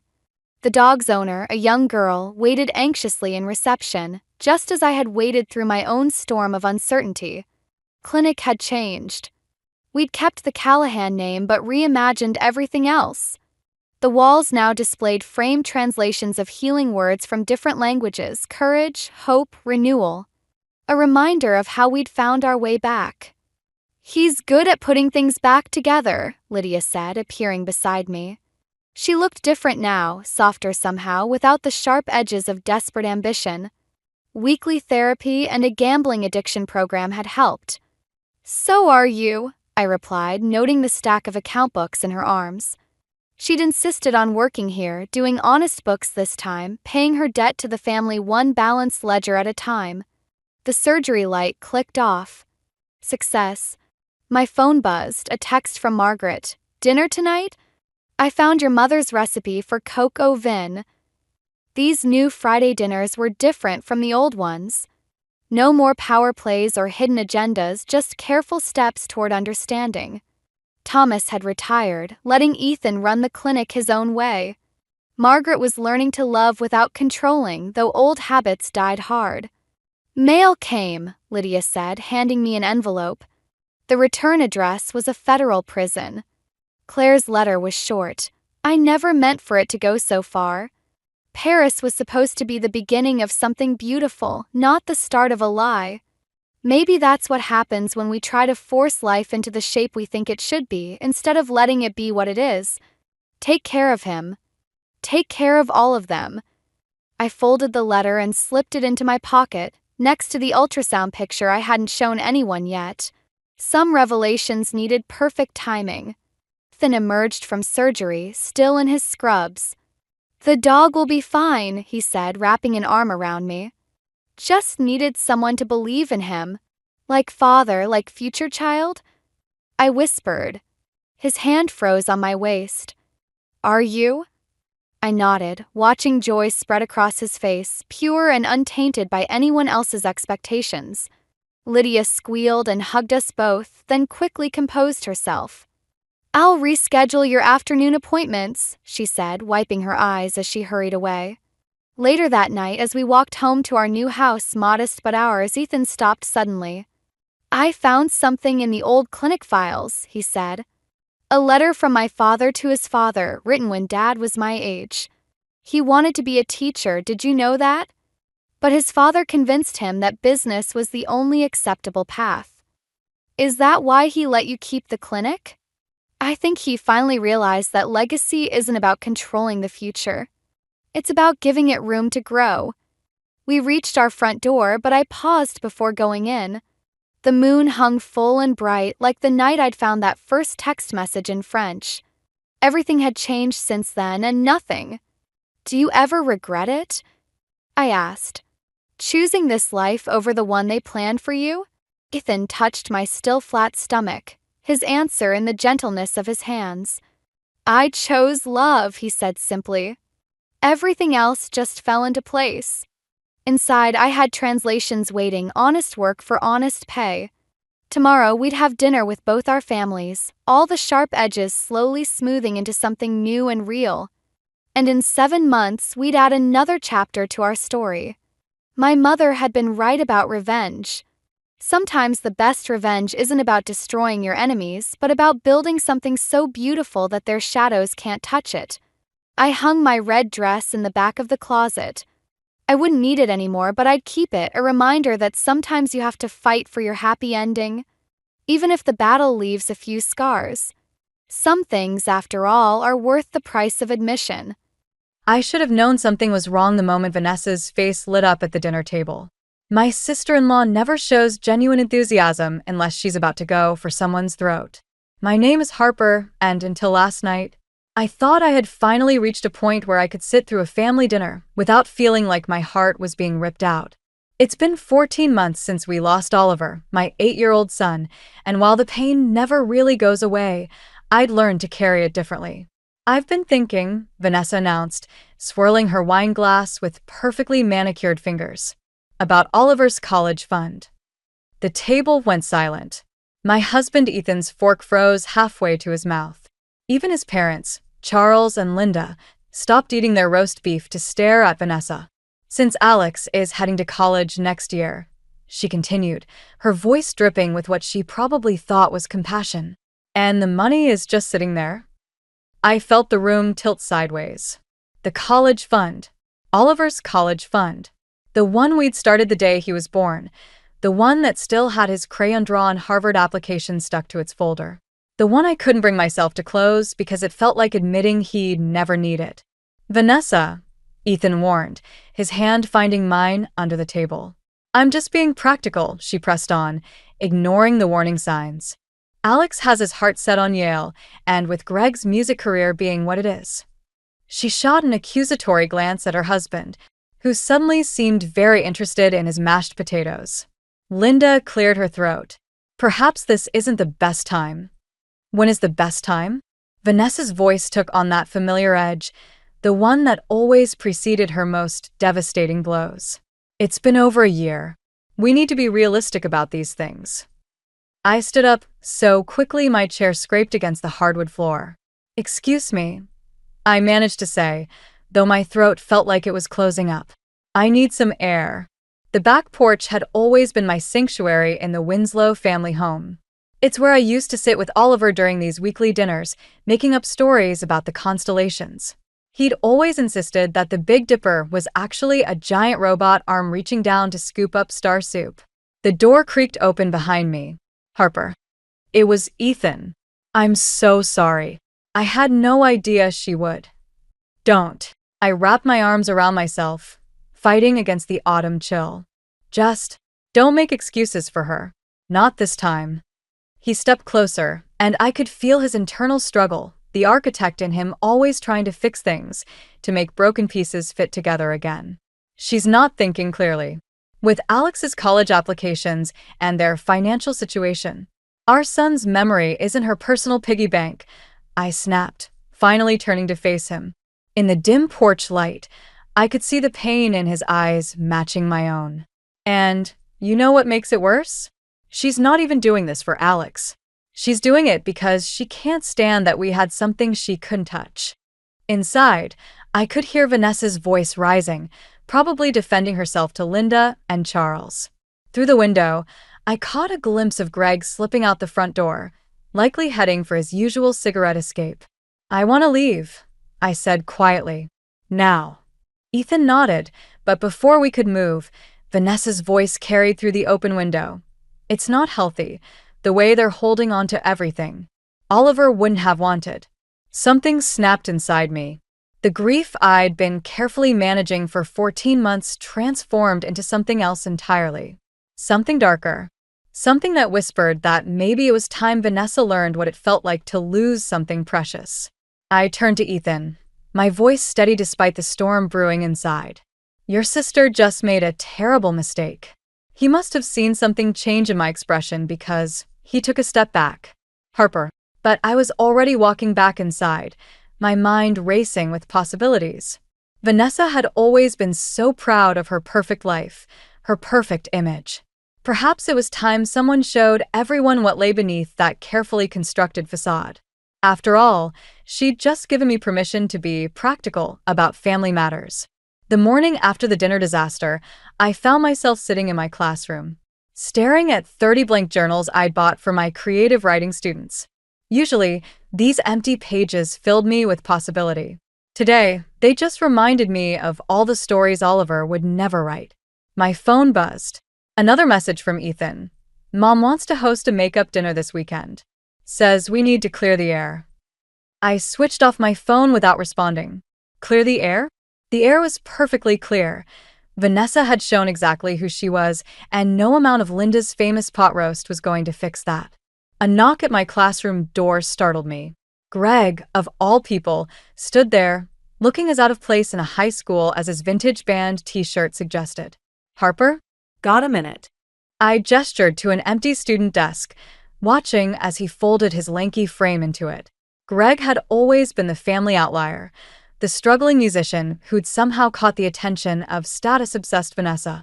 "Look," he started, running a hand through his graying hair. "About last night. If Vanessa sent you. She doesn't know I'm here." He shifted uncomfortably. "Actually, she doesn't know a lot of things these days." Something in his tone made me pause. "What do you mean?" "The Yale thing." Greg leaned forward, lowering his voice. "It's not just about Alex's future. Vanessa's been, well, let's just say her real estate commission checks aren't matching the lifestyle she's broadcasting on social media." The revelation hit me like a splash of cold water. She's in financial trouble? Remember that luxury condo listing she was bragging about last month? It fell through. Third big deal this year to collapse. He glanced at the door, as if expecting Vanessa to materialize. But she already put down deposits on Alex's prep courses, college consultants, the works. Using money we don't have. I thought about Vanessa's designer outfits, her new car, the lavish Sweet 16 party she was planning for Alex, all while eyeing Oliver's college fund like a vulture. "Why are you telling me this?" Greg's face darkened. "Because last night wasn't about helping Alex. It was about saving face. And I'm tired of watching her tear people down to build herself up." Before I could respond, my phone lit up with a text from Linda. "Family meeting. Tonight. Non-negotiable." Greg spotted the message and winced. "Good luck with that. I'd come for moral support, but I've got a gig." "How convenient," I muttered. "Hey." He stood up, adjusting his leather jacket. "Just remember something. Vanessa's never gotten over the fact that you got the good brother." The family meeting was exactly as excruciating as I'd expected. Linda had arranged everyone in the living room like pieces on a chessboard, Vanessa and I on opposite couches, Ethan between us, Charles in his armchair playing referee. "We're family," Linda insisted, passing around coffee nobody wanted. "We need to work through this." Vanessa dabbed at her eyes with a tissue. "I only meant to help. Harper's always been so sensitive." Sensitive. The word shot out before I could stop it. "You tried to raid my dead son's college fund." "That's not fair," Vanessa protested. "Alex is family too. Oliver would have wanted." "Don't." My voice came out sharp enough to crack glass. "Don't you dare tell me what my son would have wanted." Ethan reached for my hand, but I pulled away. The movement caught Vanessa's eye, and something shifted in her expression, a flash of satisfaction at the distance between us. That's when it hit me. This wasn't just about money. Vanessa wasn't just trying to solve her financial problems. She was trying to prove something. To drive a wedge between Ethan and me. To show everyone that perfect Harper wasn't so perfect after all. You know what? I stood up, surprising everyone, including myself. You're right, Linda. We are family. And family should know everything about each other. Every secret. Every lie.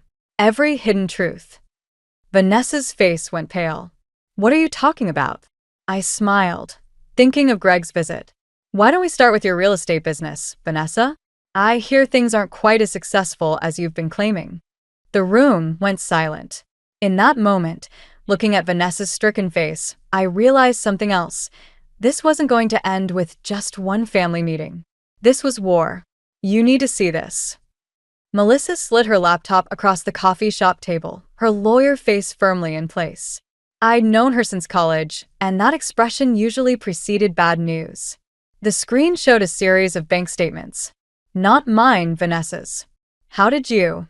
Greg came to my office yesterday, Melissa cut in, stirring her untouched latte. He's thinking about divorce. Wanted to know his options. These records are interesting. I scrolled through the transactions, each one making my stomach twist tighter. Designer clothes, spa treatments, expensive restaurants. But what caught my eye were the regular transfers to an account labeled Alex's Future. That's their college fund, I murmured. Was their college fund? Melissa tapped the screen. Look at the withdrawals. The numbers told a story that made me feel sick. Vanessa hadn't just been dipping into Alex's college fund. She'd nearly drained it.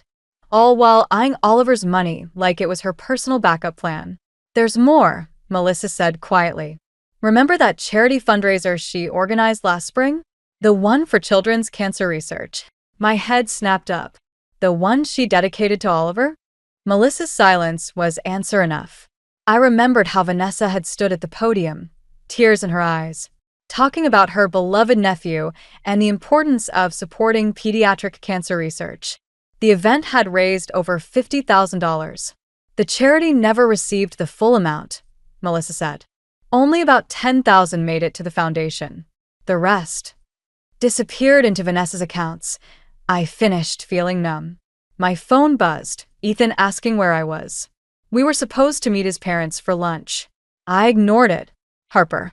Melissa reached across the table, closing the laptop. What are you going to do with this information? Before I could answer, someone called my name. I looked up to see Alex, Vanessa's son, approaching our table. At 16, he was all gangly limbs and uncertain smiles, so different from his mother's calculated perfection. Aunt Harper? Mom said you weren't feeling well, but I saw you through the window. He shifted awkwardly. I actually wanted to talk to you about something. Melissa gathered her things, squeezing my shoulder as she left. Alex took her seat, fiddling with a paper napkin. It's about the college fund thing, he said finally. Mom keeps talking about Yale, but I don't want to go there. I blinked.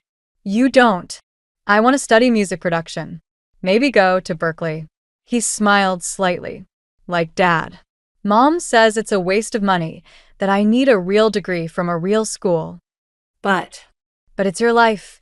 I finished softly, thinking of Oliver's crayon-drawn Harvard application. He'd wanted to be an astronaut that week. Yeah.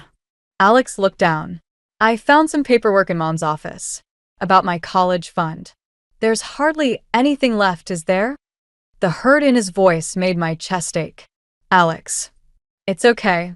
I kind of knew. The way she's been acting, the fights with Dad. He straightened up suddenly. That's why I wanted to talk to you. Could you maybe not tell anyone? About Yale? Mom's already stressed about money, and if people found out. I stared at him. This kid trying to protect the mother who'd betrayed him.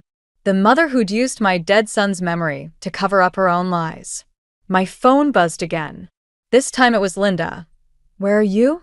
Vanessa has big news to share. Something cold settled in my stomach. I could picture it already. Vanessa announcing Alex's acceptance to Yale, using it to distract from her financial troubles. pushing her son into a life he didn't want just to maintain her perfect image. I have to go, I told Alex, standing up. But we'll talk more about this, okay? He nodded, relief evident on his face. As I walked out, I made a decision. This wasn't just about Oliver anymore, or even about me. It was about stopping Vanessa before she destroyed more lives with her lies. I pulled out my phone and called Ethan. "We need to talk," I said when he answered. "About your sister. And this time, you're going to have to choose a side." The box of Oliver's things sat untouched in our bedroom closet for 14 months. But after showing Ethan the bank statements and explaining everything I'd learned, I found myself pulling it out while he paced our room, processing the revelations about his sister. "We can't just expose her," he said, running his hands through his hair. "Think about Alex." I lifted Oliver's favorite dinosaur t-shirt from the box, the fabric still soft despite countless washes. "Alex is exactly why we have to do something. She's destroying his future to maintain her lies." "Harper." Ethan's voice carried that familiar note of caution. The architect in him, always trying to find the perfect balance. "Maybe we should talk to her first, give her a chance to." My phone buzzed with a text from Linda. "Vanessa just told us the wonderful news about Alex's early acceptance to Yale. We're so proud." The dinosaur shirt slipped from my fingers. "She's already started," I whispered, showing Ethan the message. "She's building her lie bigger, making it harder for Alex to escape." Before Ethan could respond, another text came through, this time from Greg. "She's planning to announce it at the charity gala next week. The one honoring Oliver." I'm sorry. The charity gala. The annual event where Vanessa played the grieving aunt, using my son's memory to boost her social standing. And now she was going to use it to trap her own son in her web of lies. "I need some air," I muttered, grabbing my keys. I drove without thinking, ending up at Oliver's favorite park. The swing set where he used to pretend he could fly stood empty in the fading light. As I walked toward it, I spotted a familiar figure on one of the benches, Alex, hunched over his phone. He looked up as I approached. "Mom's telling everyone about Yale," he said quietly. "Grandmother called to congratulate me." I sat beside him, watching a group of kids play basketball nearby. "What are you going to do?" "What can I do?" His laugh was bitter, so unlike his usual self. "The application deadline for Berkeley passed last week." Mom. She hid the forms I'd filled out. Said she was protecting me from making a mistake. Something inside me snapped. Not the hot, angry break from before, but a cold, clear certainty. "What if you could still go?" "To Berkeley?" Alex turned to me, confusion evident on his face. "How?" I thought about Oliver's college fund, still sitting untouched. About how he'd loved music, always dancing to Greg's guitar playing at family gatherings. About how he'd want his money to help someone chase their dreams, not enable more lies. "Let me worry about that," I said. "But first, I need you to be sure. Really sure. Because what happens next? It's going to change everything." My phone buzzed again, Ethan calling. I ignored it. "I'm sure," Alex said firmly. "I'm tired of pretending to be who she wants me to be." When I got home, Ethan was waiting with an expression I'd never seen before. "Vanessa called," he said. "She knows you were talking to Alex. She's threatening to sell Oliver's story to that true crime podcast that's been contacting us. Says if we expose her finances, she'll tell everyone her version of what happened that day at the pool." The world tilted sideways. Nobody in the family talked about that day, about how Vanessa had been watching Oliver while I was at a writing conference. About how she'd been too busy on her phone to notice him slip away. She wouldn't. I breathed, but I knew better. Vanessa would burn everything down to protect her image. Ethan reached for me, but I stepped back. "We have to choose," I said. "Right now." "Between protecting Oliver's memory and exposing the truth." "Harper." "No." My voice was steady despite the storm inside. "I'm done letting her use our son as a weapon. If she wants to tell her version, let her. But first, she's going to learn what it really means to lose everything." I pulled out my phone and dialed Melissa's number. "Remember that evidence about the charity money? It's time. And Melissa? Make it public." Sometimes, Protecting what matters means being willing to watch everything else burn. The annual charity gala was Vanessa's moment to shine, but tonight, the crystal chandeliers of the Grand Hotel ballroom cast shadows that felt more like judgment than glamour. I watched her work the room, her designer dress catching the light as she shared her fabricated tale of Alex's Yale acceptance with anyone who would listen. Ethan squeezed my hand under the table. We don't have to do this here. But we did. Because Vanessa had chosen this place, this event dedicated to Oliver's memory, to cement her lies. The irony wasn't lost on me. Melissa's text lit up my phone. Documents are ready. Just say when. I spotted Alex at the bar, nursing a glass of soda, his shoulders tense as another well-wisher congratulated him on Yale. Greg caught my eye from across the room and gave a slight nod. Everything was in place. Linda clinked her glass, calling for attention. Before Vanessa makes her special announcement, I'd like to thank everyone for supporting our family's charity work in memory of our beloved Oliver. My chest tightened. Oliver, who would never get to choose his future, who would never have his dreams stolen by someone else's lies. And now, Linda continued, Vanessa has some wonderful news about Alex's future. I stood up, my chair scraping against the marble floor. Actually, I have something to say first. The room fell silent. Vanessa's perfectly composed smile flickered. Harper, she warned, this isn't the time. It's exactly the time. I pulled out my phone, hands steady despite the adrenaline coursing through me. Because while we're all here celebrating Oliver's memory, there's something you should know about last year's charity funds. Charles stepped forward, ever the patriarch trying to maintain order. Harper, please. $40,000, I said clearly, my voice carrying across the suddenly silent room. That's how much never made it to the Children's Cancer Research Foundation. Would you like to explain where it went, Vanessa? The color drained from her face. You're lying. The bank records say otherwise. I turned to the crowd. The same records that show how she drained Alex's college fund to maintain her lifestyle. The same Alex she's now forcing into Yale against his wishes. Gasps and whispers filled the room. Alex straightened at the bar, something like hope crossing his face.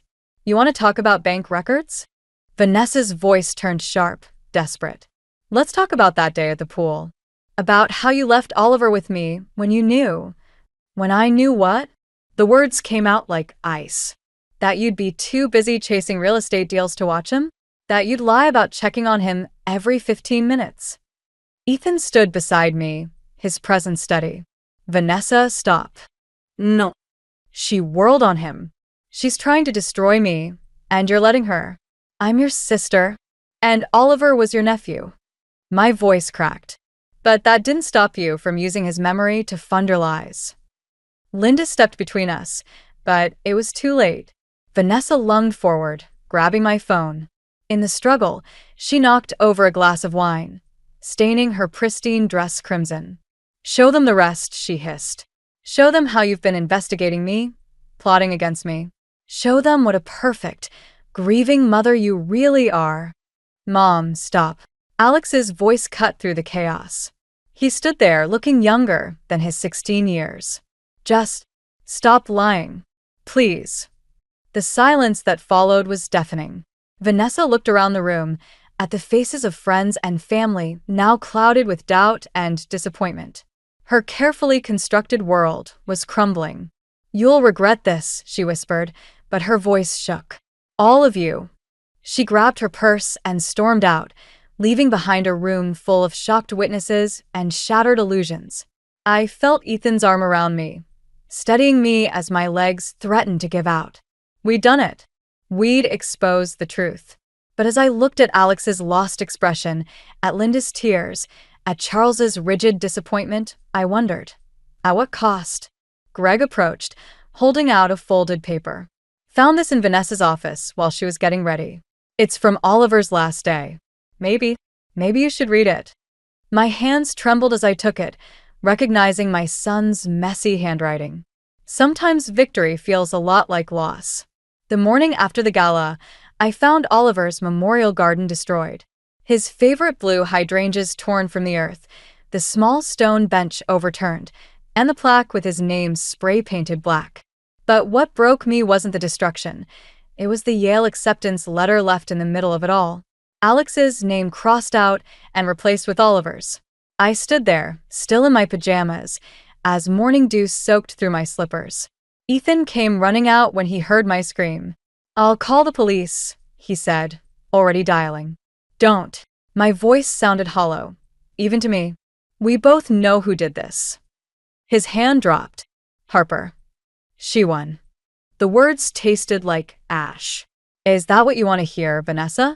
You won." I shouted at the empty street, not caring who heard. Ethan tried to pull me inside, but I shrugged him off. I started picking up the scattered plants, my hands trembling. These flowers were the same shade as Oliver's eyes. He used to say they looked like little pieces of sky falling to earth. My phone buzzed, Linda calling again.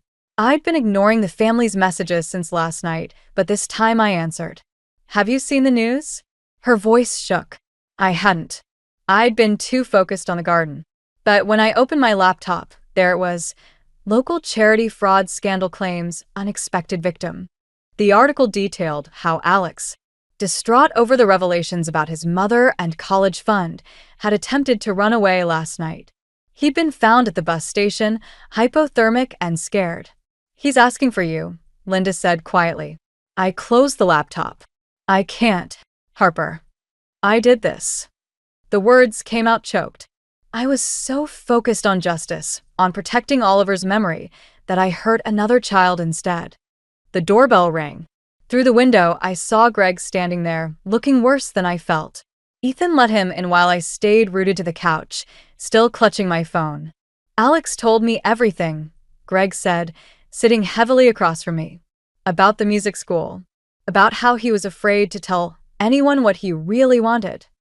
He pulled out a folded paper, Oliver's letter from the gala. "Have you read it yet?" I shook my head. I couldn't bring myself to open it last night. "You should." He stood up, looking older than his 40 years. "And Harper? Vanessa's gone.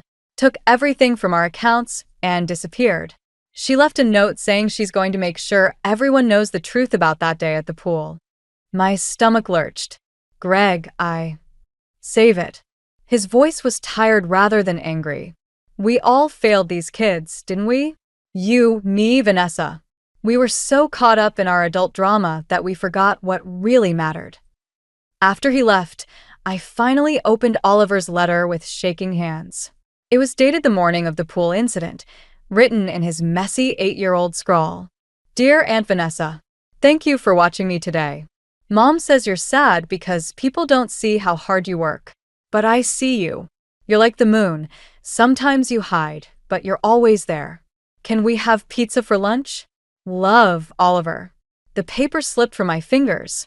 All this time, I'd been fighting to protect Oliver's memory, but I'd twisted it into something he would have hated. My sweet boy, who saw good in everyone, even in Vanessa's hidden parts. Ethan found me still sitting there an hour later, staring at nothing. "The police called," he said softly. "They want to talk to us about pressing charges over the garden." I thought about Alex at the bus station, about Oliver's letter, about how revenge had poisoned everything it touched. "No," I whispered. "No more destruction. Oliver wouldn't want." My voice broke as a wave of nausea hit me. I barely made it to the bathroom in time. As I knelt on the cold tile, Ethan holding my hair back, I remembered something I'd been too stressed to notice. I was late. The universe, it seemed, had a twisted sense of timing. The pregnancy test sat on my bathroom counter like a time bomb when Melissa called. "Vanessa's back. She's at Oliver's Memorial Park." Of course she was. Where else would she go to deliver whatever final blow she'd planned? "I'm calling the police," Melissa said. No. I grabbed my keys. "This ends between us." The Memorial Park was 3 blocks from our house, a small playground with Oliver's name on a bronze plaque. Even before I saw her, I heard Vanessa's voice carrying across the empty swings. "I knew you'd come." She sat on the bench where I used to read to Oliver, a manila envelope in her lap. Her designer clothes were wrinkled, her perfect makeup gone. Couldn't resist one last confrontation. "What do you want, Vanessa?" She laughed, a hollow sound. Want? I wanted my son to be successful. I wanted my family's respect. I wanted to stop being the screw-up sister who married a failing musician while perfect Harper got everything. I lost my child, and I lost myself. She stood up, envelope clutched to her chest. Every day, watching you and Ethan, seeing how everyone rallied around her grief while She swallowed hard. Do you know what it's like, being the one who survived that day? The one everyone blamed. I never blamed. You didn't have to. It was in every look, every conversation. Poor Harper lost her son, while I was just the careless aunt who checked her phone instead of watching him. The playground felt smaller suddenly, the weight of unspoken words pressing in. A car door slammed nearby, Greg getting out of his truck. He must have followed me. I have proof, Vanessa continued, pulling papers from the envelope. Phone records from that day. Texts from you, asking me to watch him even though you knew I had an important client meeting. You are just as responsible. Stop. Greg's voice cut through her words. Just stop, Vanessa. She whirled on him. You don't understand. I need them to know. That you're hurting? I stepped closer. We know. We've always known. But this isn't about Oliver anymore, is it? Everything is about Oliver. She threw the papers, letting them scatter in the wind. He saw me, really saw me. That stupid letter. He was the only one who ever. Her voice broke. Greg moved toward her, but she backed away. I can't give you absolution, Vanessa, I said quietly. But I can give you this. I pulled out the pregnancy test from my pocket. I'm carrying your niece or nephew, and I need to know, does this child get an aunt, or does it get another war? The silence stretched between us, broken only by the creaking of empty swings. I found Alex's Berkeley application, Greg said softly. The one you hid. He's got real talent, Vanessa. Like me. Is that what scared you? Vanessa's shoulders slumped. For the first time since Oliver's death, I saw her. Really saw her. Not the perfect sister-in-law, not the vengeful antagonist, but someone as broken as I was, just wearing different scars. I don't know how to be anything else, she whispered. Then learn. I touched my stomach. For this baby. For Alex. For Oliver, who saw the good in you even when you couldn't see it yourself. She looked at the scattered papers, at Greg's extended hand, at my still flat belly. Something shifted in her expression. Not surrender, exactly, but exhaustion. The kind that comes before healing can begin. Alex wants to study music production, she said finally, her voice small. I know. I stepped closer. Oliver's college fund. It should go to someone who'll use it to create something beautiful. Greg's hand found Vanessa's shoulder. This time, she didn't pull away.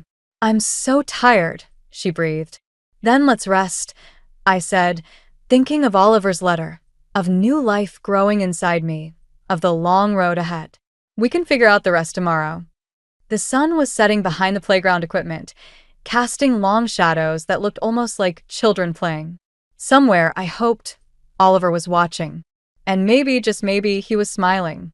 6 months later, I stood in Oliver's restored memorial garden, my growing belly visible beneath my sweater. The hydrangeas were blooming again, tiny blue stars against the spring soil. Alex sat cross-legged nearby, strumming Greg's old guitar while recording ideas for his Berkeley application. That sounds beautiful, I said, recognizing hints of the lullaby I used to sing to Oliver. It's for the baby, Alex replied, not looking up. And for Oliver.